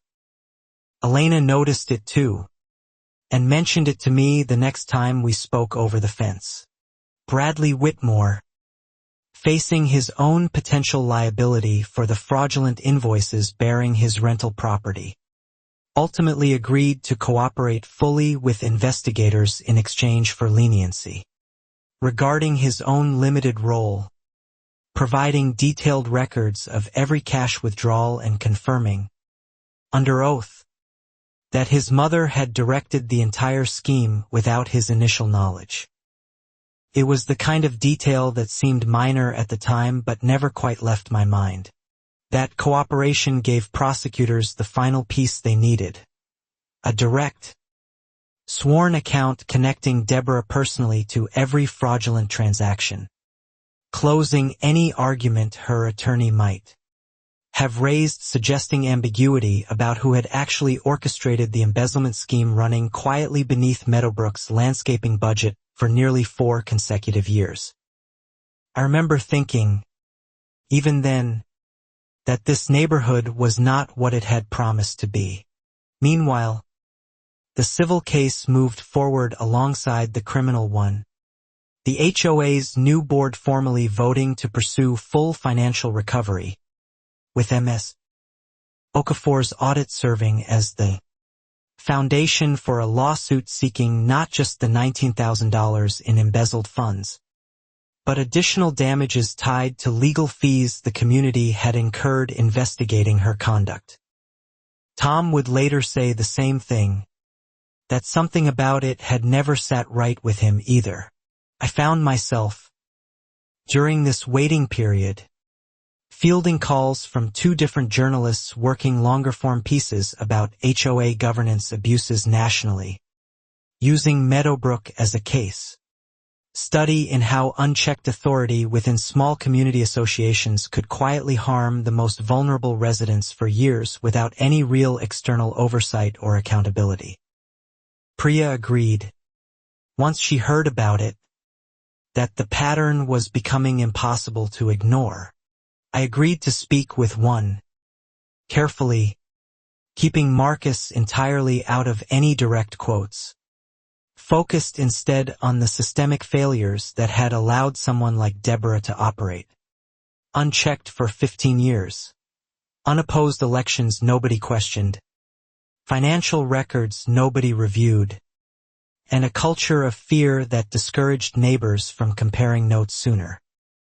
It added another line to the file I kept growing thicker in my desk drawer. The article, once published, spread further than I expected, prompting messages from residents in entirely different states describing eerily similar experiences with their own HOA leadership. Families targeted over accessibility needs, over racial background, over simply not fitting some unspoken, unwritten standard certain board members had appointed themselves to enforce. I didn't sleep well that night, replaying the conversation over and over in my head. Marcus, meanwhile, had started a small physical therapy fundraiser at school, inspired partly by everything happening around him, raising money for adaptive sports equipment at his wheelchair basketball clinic. Watching him channel months of fear into something generous and forward-looking reminded me, more than any legal victory could, exactly who my son really was. Marcus asked about it at breakfast, and I gave him the simplest version of the truth I could.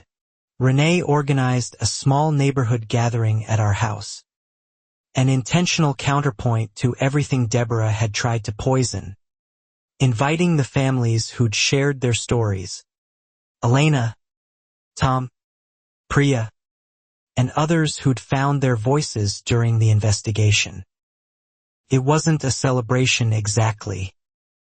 It felt more like a group of survivors finally exhaling together. Somewhere in the back of my mind, I already knew this wasn't the end of it.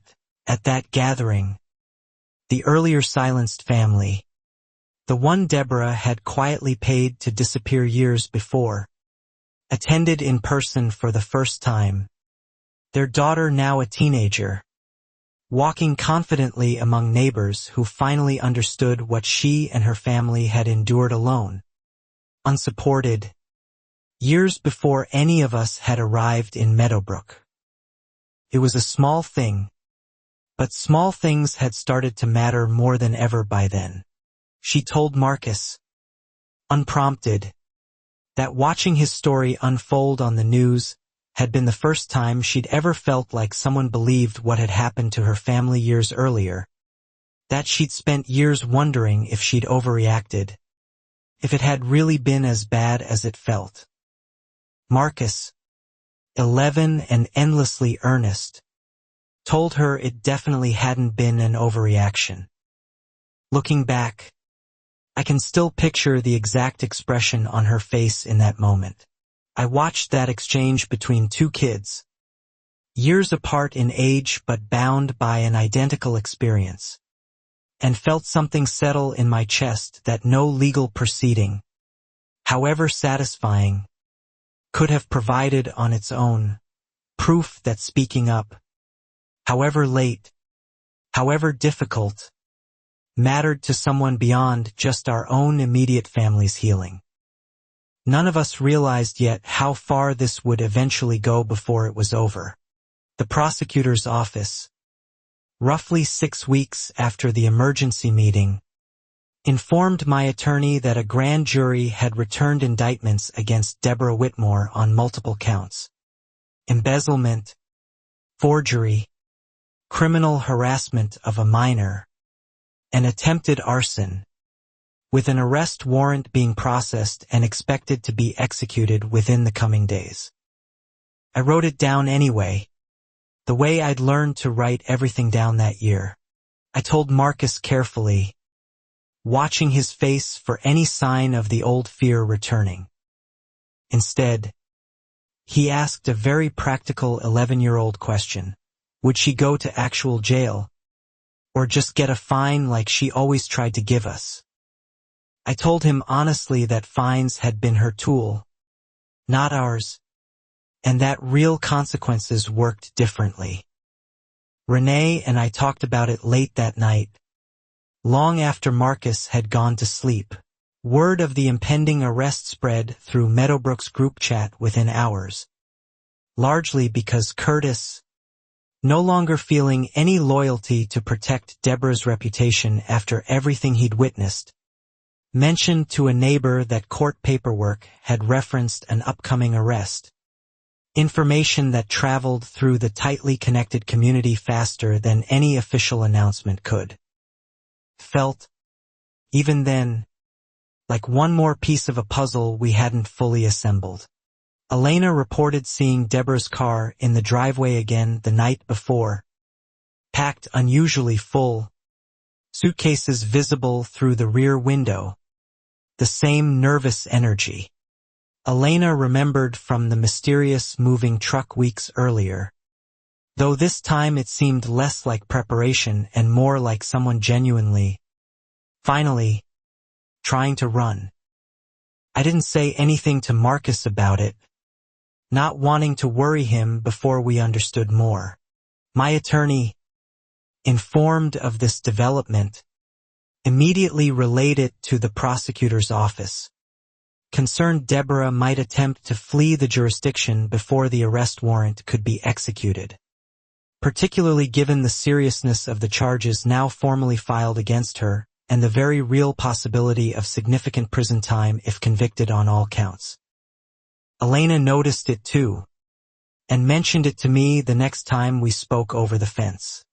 The prosecutor's office moved up the timeline, requesting local police prioritize execution of the warrant that same evening rather than waiting the additional day originally planned, unwilling to risk Deborah disappearing before facing formal charges for everything she'd done, not just to my family, but to every family she'd quietly harmed over 15 years.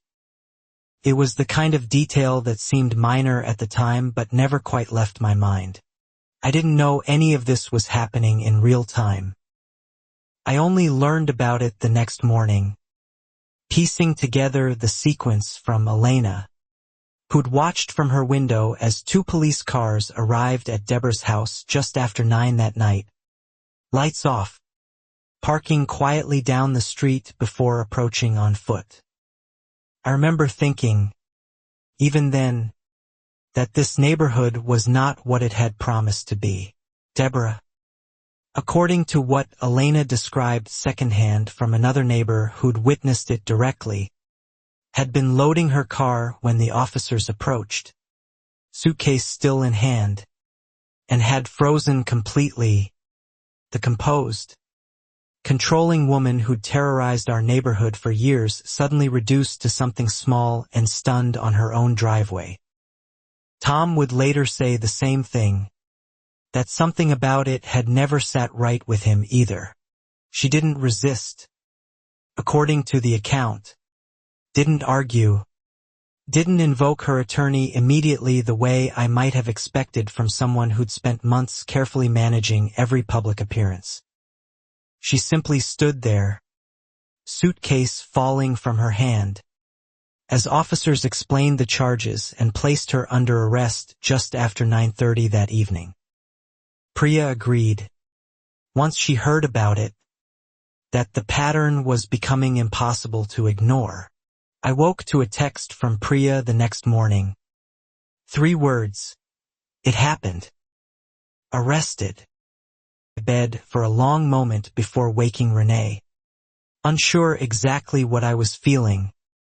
Some tangled combination of relief, exhaustion, and a strange, unexpected sadness for the family Bradley had left behind entirely. It added another line to the file I kept growing thicker in my desk drawer. Marcus, when we told him over breakfast, went quiet for almost a full minute, staring at his cereal, before asking if this meant we could finally stop being scared every time a car slowed down near our house. I told him yes, that this meant exactly that, and watched something visibly loosen in his small shoulders. I didn't sleep well that night, replaying the conversation over and over in my head. The local news covered the arrest that evening, careful and measured, referencing the embezzlement charges prominently while noting the ongoing harassment investigation involving a minor without naming Marcus directly, a choice I appreciated even as strangers online speculated wildly about details they didn't actually have, filling gaps with their own assumptions.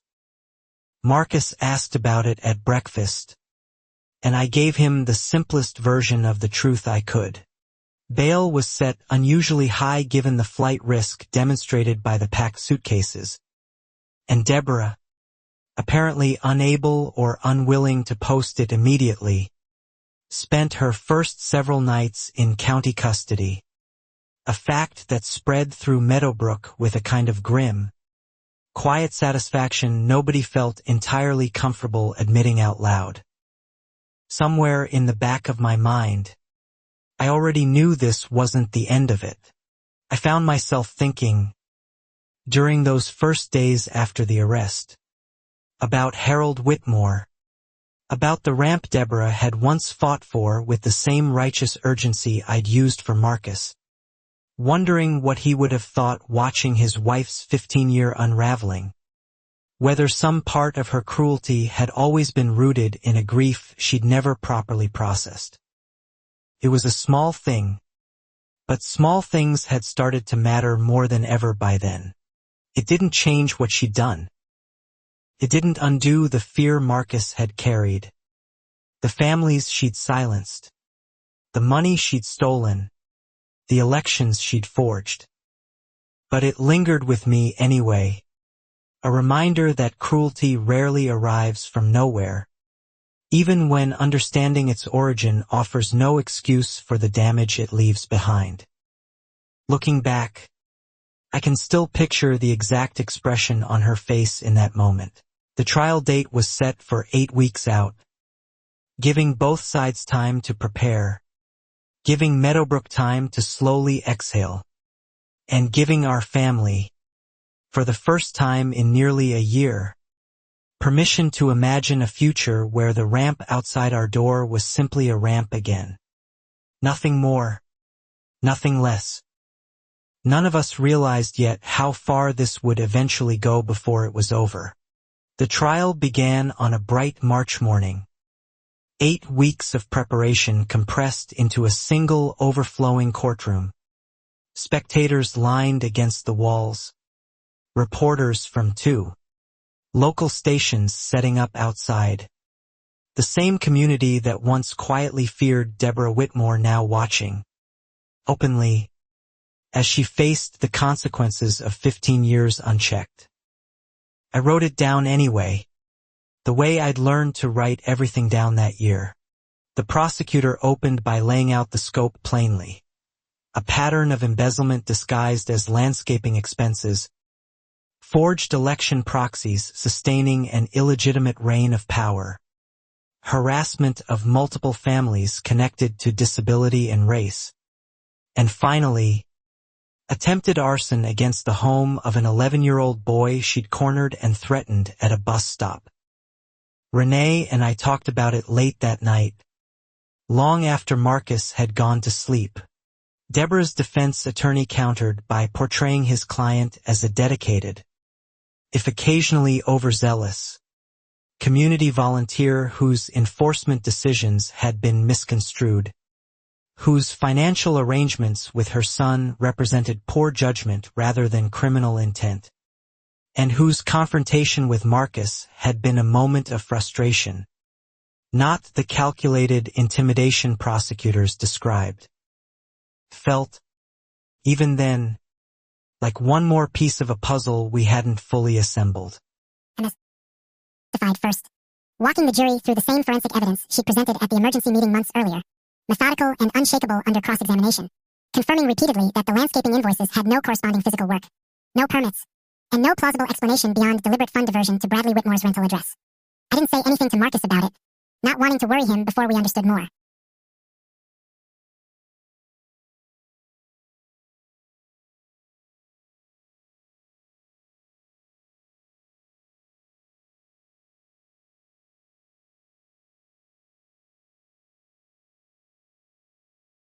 Bradley testified next. visibly uncomfortable, confirming under oath that his mother had directed him to accept the payments, instructed him on how to withdraw the cash, and specifically told him to avoid keeping detailed records in case anyone ever asked questions. His voice cracked once, describing how he'd trusted her explanation without question for years. Elena noticed it too, and mentioned it to me the next time we spoke over the fence. Deborah stared at her son throughout his testimony, her expression unreadable, though I noticed her hands gripping the table edge tightly enough that her knuckles had gone pale. Whatever relationship existed between them before that courtroom, it seemed unlikely to survive intact after Bradley's careful, damning, entirely truthful account of her instructions. It was the kind of detail that seemed minor at the time but never quite left my mind. The earlier silenced family testified about their own experience 4 years prior, describing an escalating pattern of fines and confrontations nearly identical to ours, culminating in a settlement they'd accepted out of exhaustion and fear, using HOA funds Deborah had secretly diverted specifically to make their complaint disappear before it ever reached this kind of public scrutiny. I remember thinking, even then, that this neighborhood was not what it had promised to be. Their daughter, now 16, testified briefly about being confronted alone as a child, her voice steady despite visible nerves, describing feeling like she'd done something wrong, just by existing in her own wheelchair, in her own neighborhood, language that landed heavily across a courtroom that had, by then, heard an almost identical story from Marcus. Tom would later say the same thing, that something about it had never sat right with him either. I watched several jurors' expressions shift visibly during her testimony. The abstract concept of a pattern of harassment suddenly becoming devastatingly concrete. 2 children, years apart, in the same neighborhood, experiencing nearly identical cruelty from the same woman. One silenced successfully with stolen community funds, the other finally, publicly, exposed on video. Priya agreed, once she heard about it, that the pattern was becoming impossible to ignore. Priya testified about the forged proxy votes, presenting the handwriting analysis findings formally this time, under expert testimony from the analyst himself, who confirmed with reasonable scientific certainty that at least 31 proxy forms across 3 elections had been completed by the same individual, consistent with samples of Deborah's known handwriting from HOA records. It added another line to the file I kept growing thicker in my desk drawer. The defense attempted to challenge the handwriting analysis, questioning its scientific reliability, but the analyst held firm under cross-examination, explaining the methodology clearly enough that even jurors without technical backgrounds seemed to follow the logic, particularly once specific letter formations were projected side by side for direct visual comparison in the courtroom. I didn't sleep well that night, replaying the conversation over and over in my head. Then came the bus stop video, played in full for the jury, the same 30 seconds that had silenced the elementary school gym months earlier. I watched several jurors' faces during the playback, one visibly wiping her eyes, another gripping her pen tightly, the raw footage doing more to establish intent than any expert testimony could. Marcus asked about it at breakfast, and I gave him the simplest version of the truth I could. The prosecutor asked the responding investigating officer to describe her assessment of the footage professionally, and she testified plainly that in her 15 years of law enforcement, She'd rarely seen such unambiguous evidence of deliberate intimidation captured so clearly, describing Deborah's body language, positioning, and language as consistent with calculated threat, not spontaneous frustration. Somewhere in the back of my mind, I already knew this wasn't the end of it. Marcus was called to testify, a decision Renee and I had agonized over for weeks before ultimately agreeing, with a child advocate present and careful accommodations arranged for his comfort. He answered the prosecutor's gentle questions clearly, describing simply what had happened, what he'd felt, without embellishment, an 11-year-old telling the truth plainly. It was a small thing, but small things had started to matter more than ever by then. When asked how the confrontation had made him feel, Marcus said quietly that he'd felt like his wheelchair made him a bad person somehow, like existing in it was against the rules, and that he still sometimes flinched when cars slowed near their house. Months later, even knowing rationally that Deborah couldn't hurt him anymore. Looking back, I can still picture the exact expression on her face in that moment. The defense attorney's cross-examination of an 11-year-old was brief and visibly cautious, aware of how it would land with the jury, asking only a few questions about the sequence of events before letting Marcus step down, clearly deciding that pressing further on a child's testimony would only damage his client's case irreparably. None of us realized yet how far this would eventually go before it was over. I held Marcus tightly once he returned to our row, watching him exhale like he'd been holding his breath the entire testimony, and felt an overwhelming, complicated pride in his courage, mixed with a deep ache that he'd needed that courage at all, that an 11-year-old had been forced into a courtroom to describe his own fear. I wrote it down anyway, the way I'd learned to write everything down that year.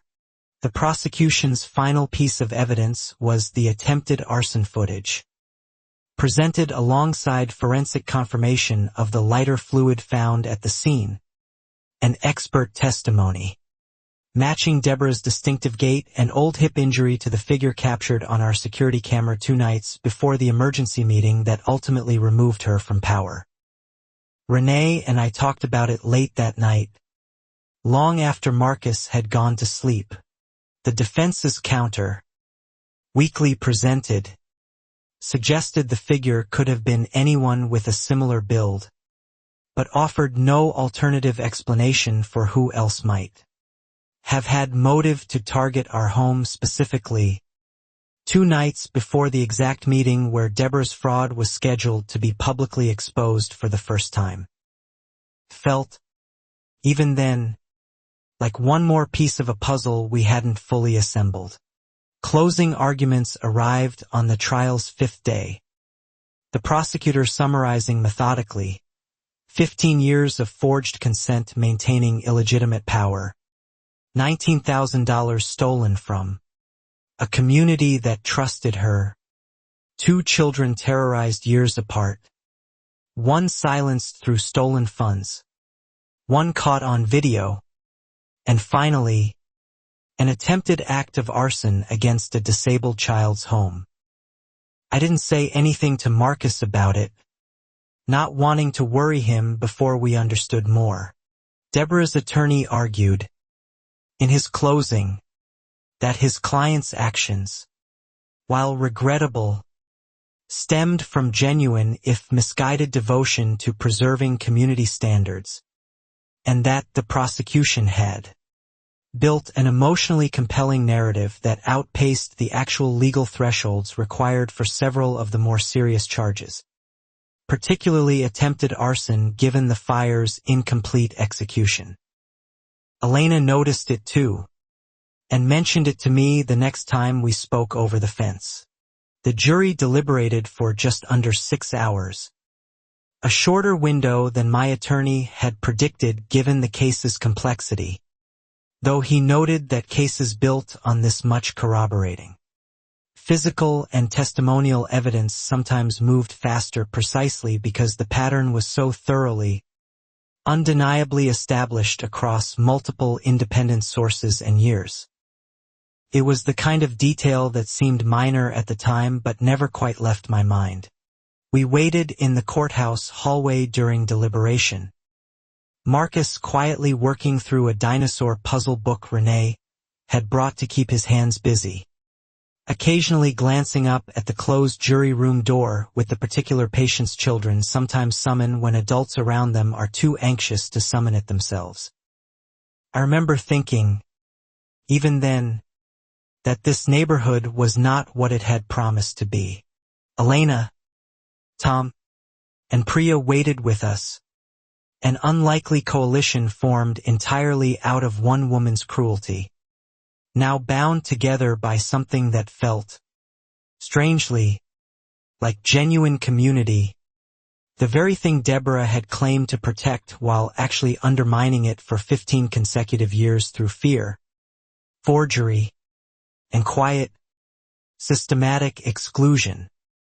Tom would later say the same thing, that something about it had never sat right with him either. When the bailiff finally announced the jury had reached a verdict, my stomach dropped in a way I hadn't expected after everything. Months of preparation suddenly narrowing down to a single moment where a room full of strangers would decide whether everything we documented, endured, and testified to actually mattered under the law. Priya agreed, once she heard about it, that the pattern was becoming impossible to ignore. We filed back into the courtroom, Marcus's hand tight in mine, Deborah standing beside her attorney at the defense table, her posture rigid, her earlier composure long gone, replaced by something brittle and exhausted that made her look, for the first time in this entire ordeal, genuinely, fully human rather than a caricature of controlled cruelty. It added another line to the file I kept growing thicker in my desk drawer. The judge asked the jury foreperson to read the verdicts aloud, count by count, and the courtroom fell into the kind of silence that feels physically heavy. Every person present holding their breath together, waiting to hear whether 15 years of documented harm would finally receive a name the law was willing to give it. I didn't sleep well that night, replaying the conversation over and over in my head. Count 1. Embezzlement. Guilty. The word landed and a quiet exhale moved through the gallery.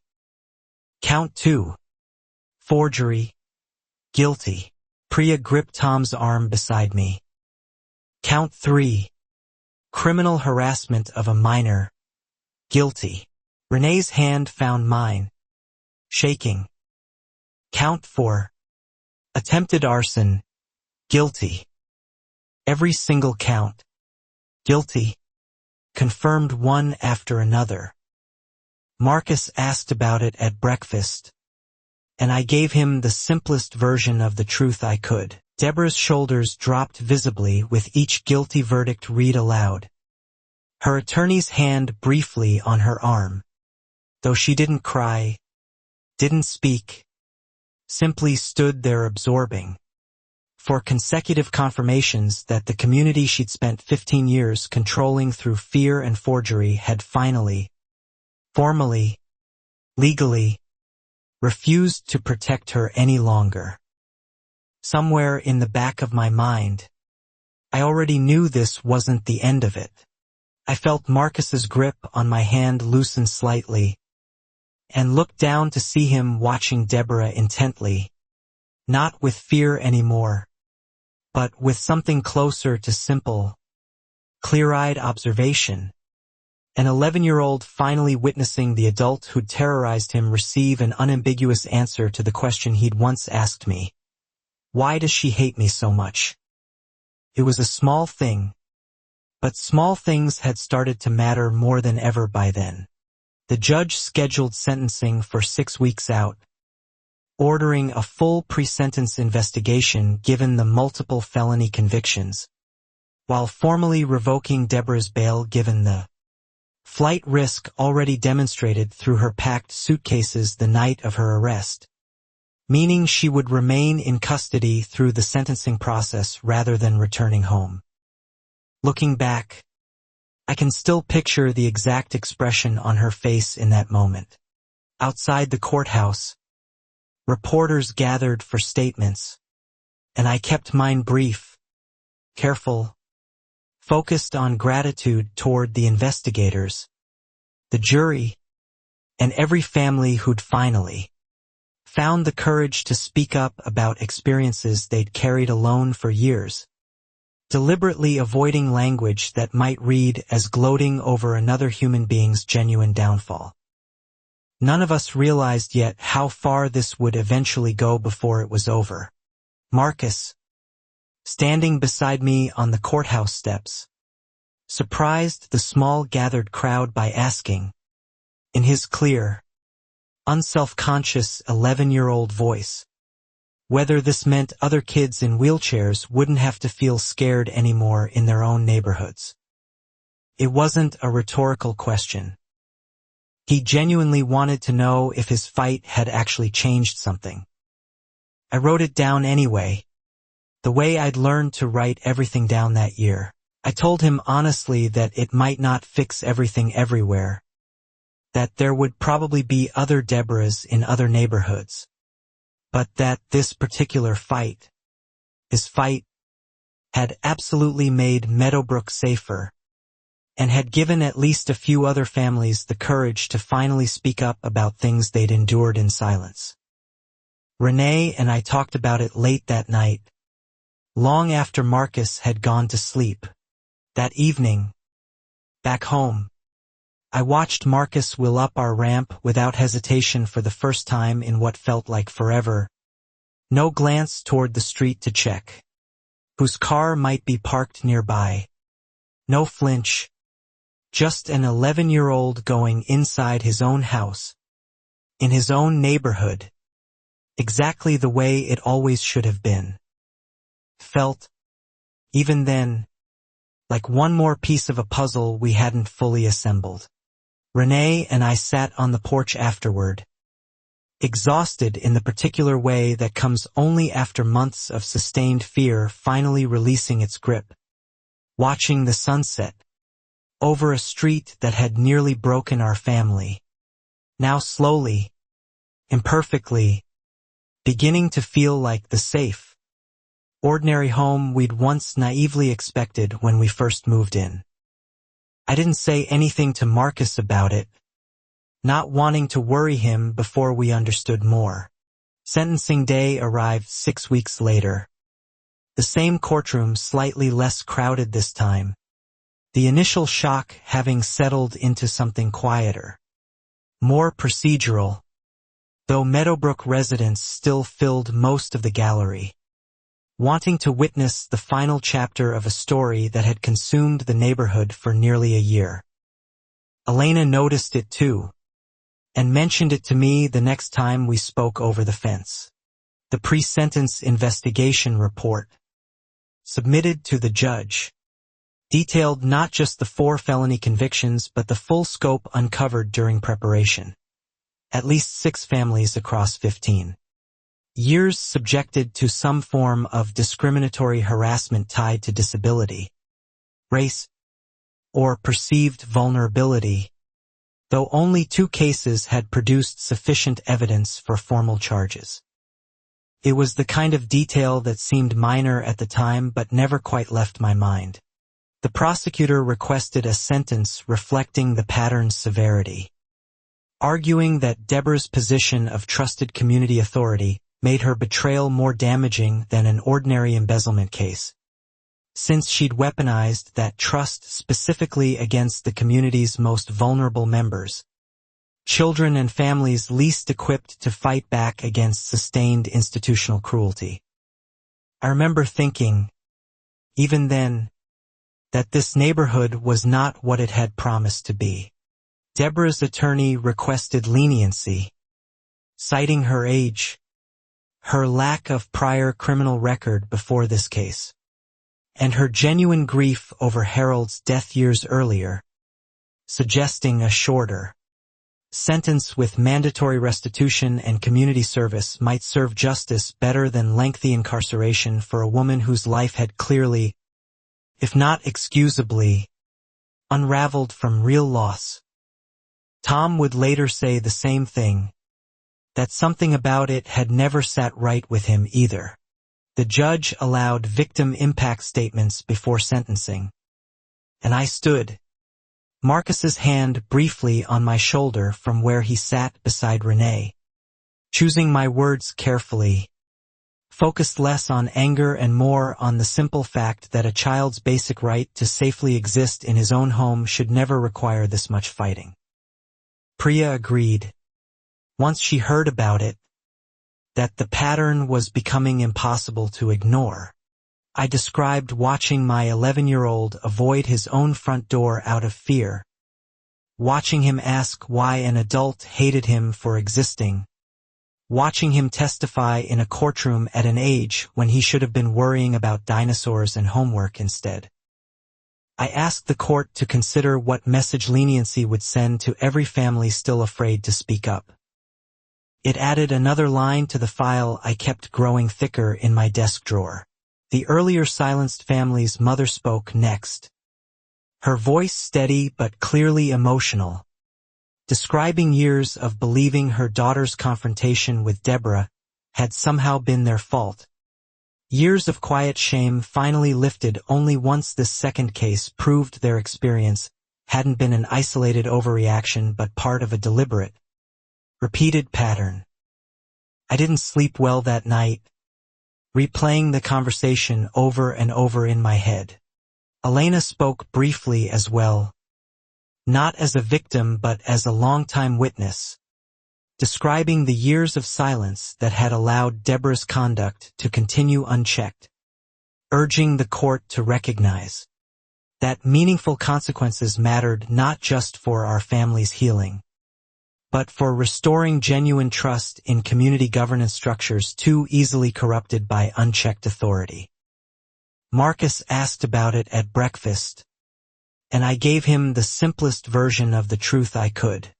Deborah was given the opportunity to speak before sentencing, and after a long pause, she stood, voice quieter than any of us had ever heard from her, offering something between an apology and an explanation, acknowledging her actions had been wrong while still, even then, framing much of it as losing herself after Harold's death.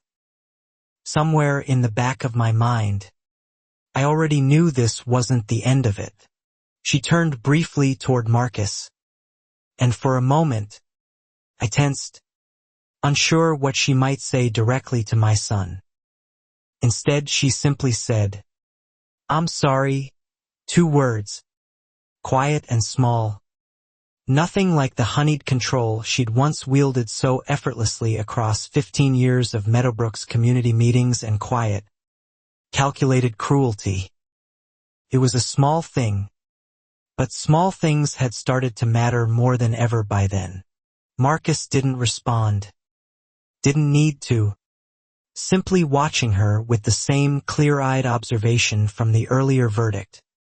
An 11-year-old who'd already found his own peace with what had happened, regardless of whatever apology Deborah offered now that consequences had finally, undeniably, arrived at her own doorstep after years of avoiding them entirely. Looking back, I can still picture the exact expression on her face in that moment. The judge, before delivering the sentence, noted specifically the aggravating factor of targeting a minor, the aggravating factor of the prior settled case demonstrating a repeated pattern, rather than an isolated lapse, and the aggravating factor of using community funds specifically to conceal that pattern, weighing heavily against any argument for significant leniency. None of us realized yet how far this would eventually go before it was over. The sentence, when finally read, totaled 7 years in state prison across the combined felony counts, with mandatory restitution of the full $19,000 embezzled, additional restitution covering legal costs incurred by the HOA's investigation, and a permanent injunction barring her from holding any position of authority within a homeowners association again. I wrote it down anyway, the way I'd learned to write everything down that year. Deborah showed almost no visible reaction to the sentence, standing quietly as officers approached to escort her out, her attorney's hand briefly on her shoulder before she was led through a side door toward custody, the same door I imagined she'd once watched other families disappear through emotionally, forced out of Meadowbrook by her own design. Renee and I talked about it late that night, long after Marcus had gone to sleep. Bradley Whitmore, given his cooperation and limited culpability, ultimately received a much lighter sentence in a separate proceeding: probation, community service, and a formal restitution agreement of his own, alongside a public statement expressing genuine remorse for not questioning his mother's instructions sooner, however unintentional his role had initially been. Felt, even then, like one more piece of a puzzle we hadn't fully assembled. Curtis, the soft-spoken HOA assistant who'd quietly enabled Deborah's control for years without ever directly participating in the fraud, resigned from any HOA-related role entirely, telling Priya privately that he wished he'd found the courage to ask harder questions years earlier, before so many families had already been quietly harmed beyond his direct knowledge. I didn't say anything to Marcus about it, not wanting to worry him before we understood more. The HOA's civil recovery lawsuit settled shortly after sentencing, securing full restitution for the embezzled funds plus additional damages. Money the new board, led now by Priya as president, allocated specifically toward establishing a formal accessibility review process ensuring no future accommodation request would ever again face unreasonable delay or discriminatory scrutiny. Elena noticed it too, and mentioned it to me the next time we spoke over the fence. That new process, formally adopted at the following annual meeting, required any accessibility-related modification request to be automatically approved within 14 days unless a licensed architect identified genuine, documented safety concerns, removing entirely the kind of vague aesthetic review language Deborah had once weaponized against our family for months. It was the kind of detail that seemed minor at the time but never quite left my mind. The board also established a whistleblower protection policy protecting residents who raised concerns about HOA leadership conduct, and mandatory annual independent audits of all community funds. Changes that felt, to me, like the truest form of justice available. Structural safeguards ensuring no future president could quietly replicate 15 years of unchecked harm.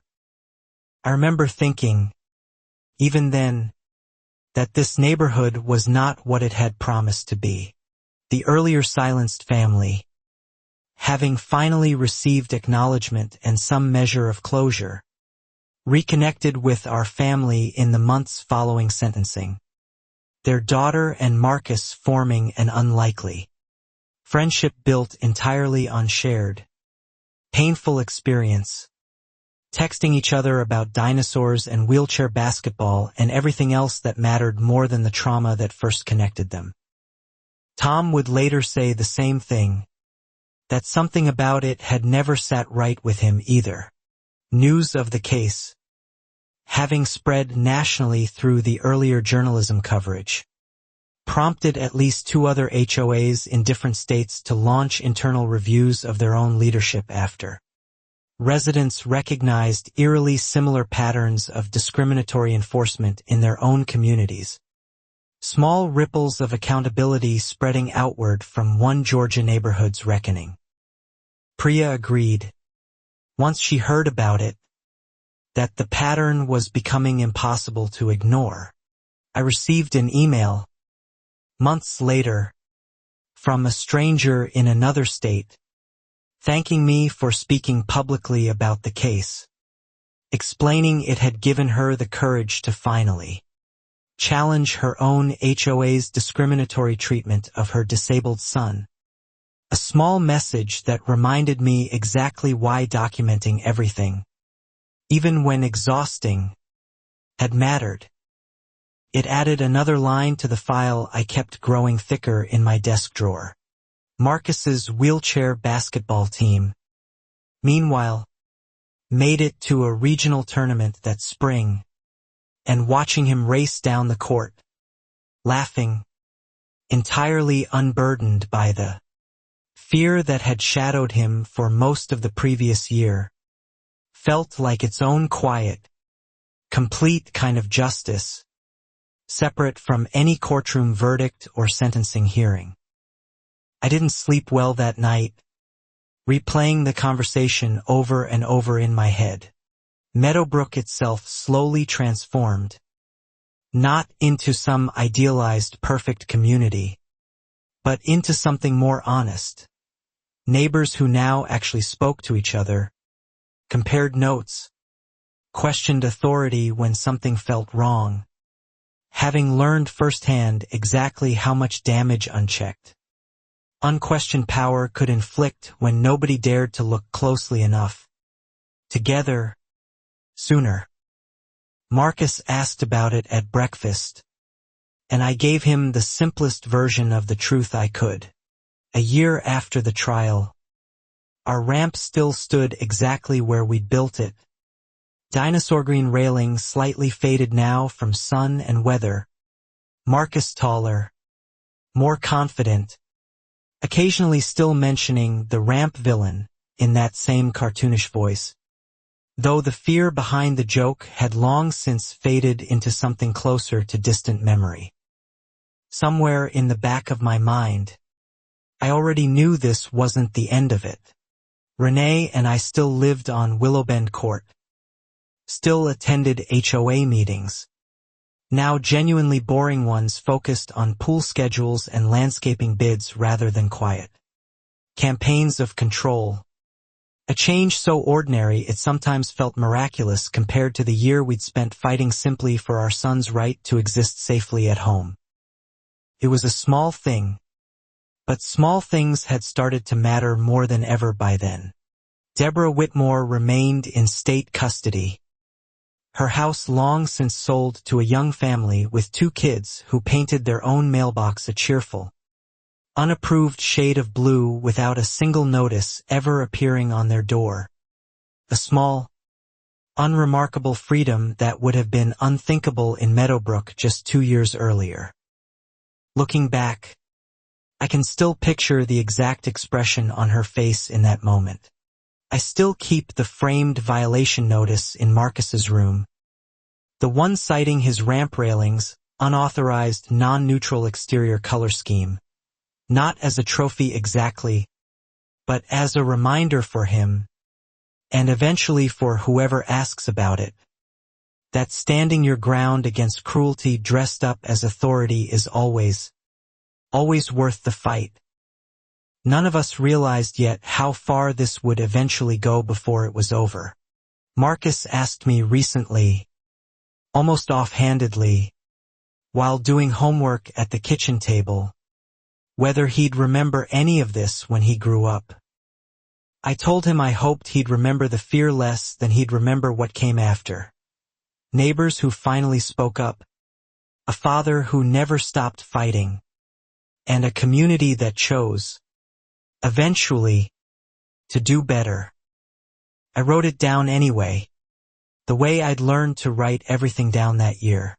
These days, when new families move onto Willowbend Court, Marcus is usually the first to wheel over and introduce himself, Dinosaur facts ready. Ramp painted bright and unapologetic behind him. Proof that the loudest, cruelest voice in a neighborhood doesn't get to decide who belongs there. The end. About it late that night. Long after Marcus had gone to sleep.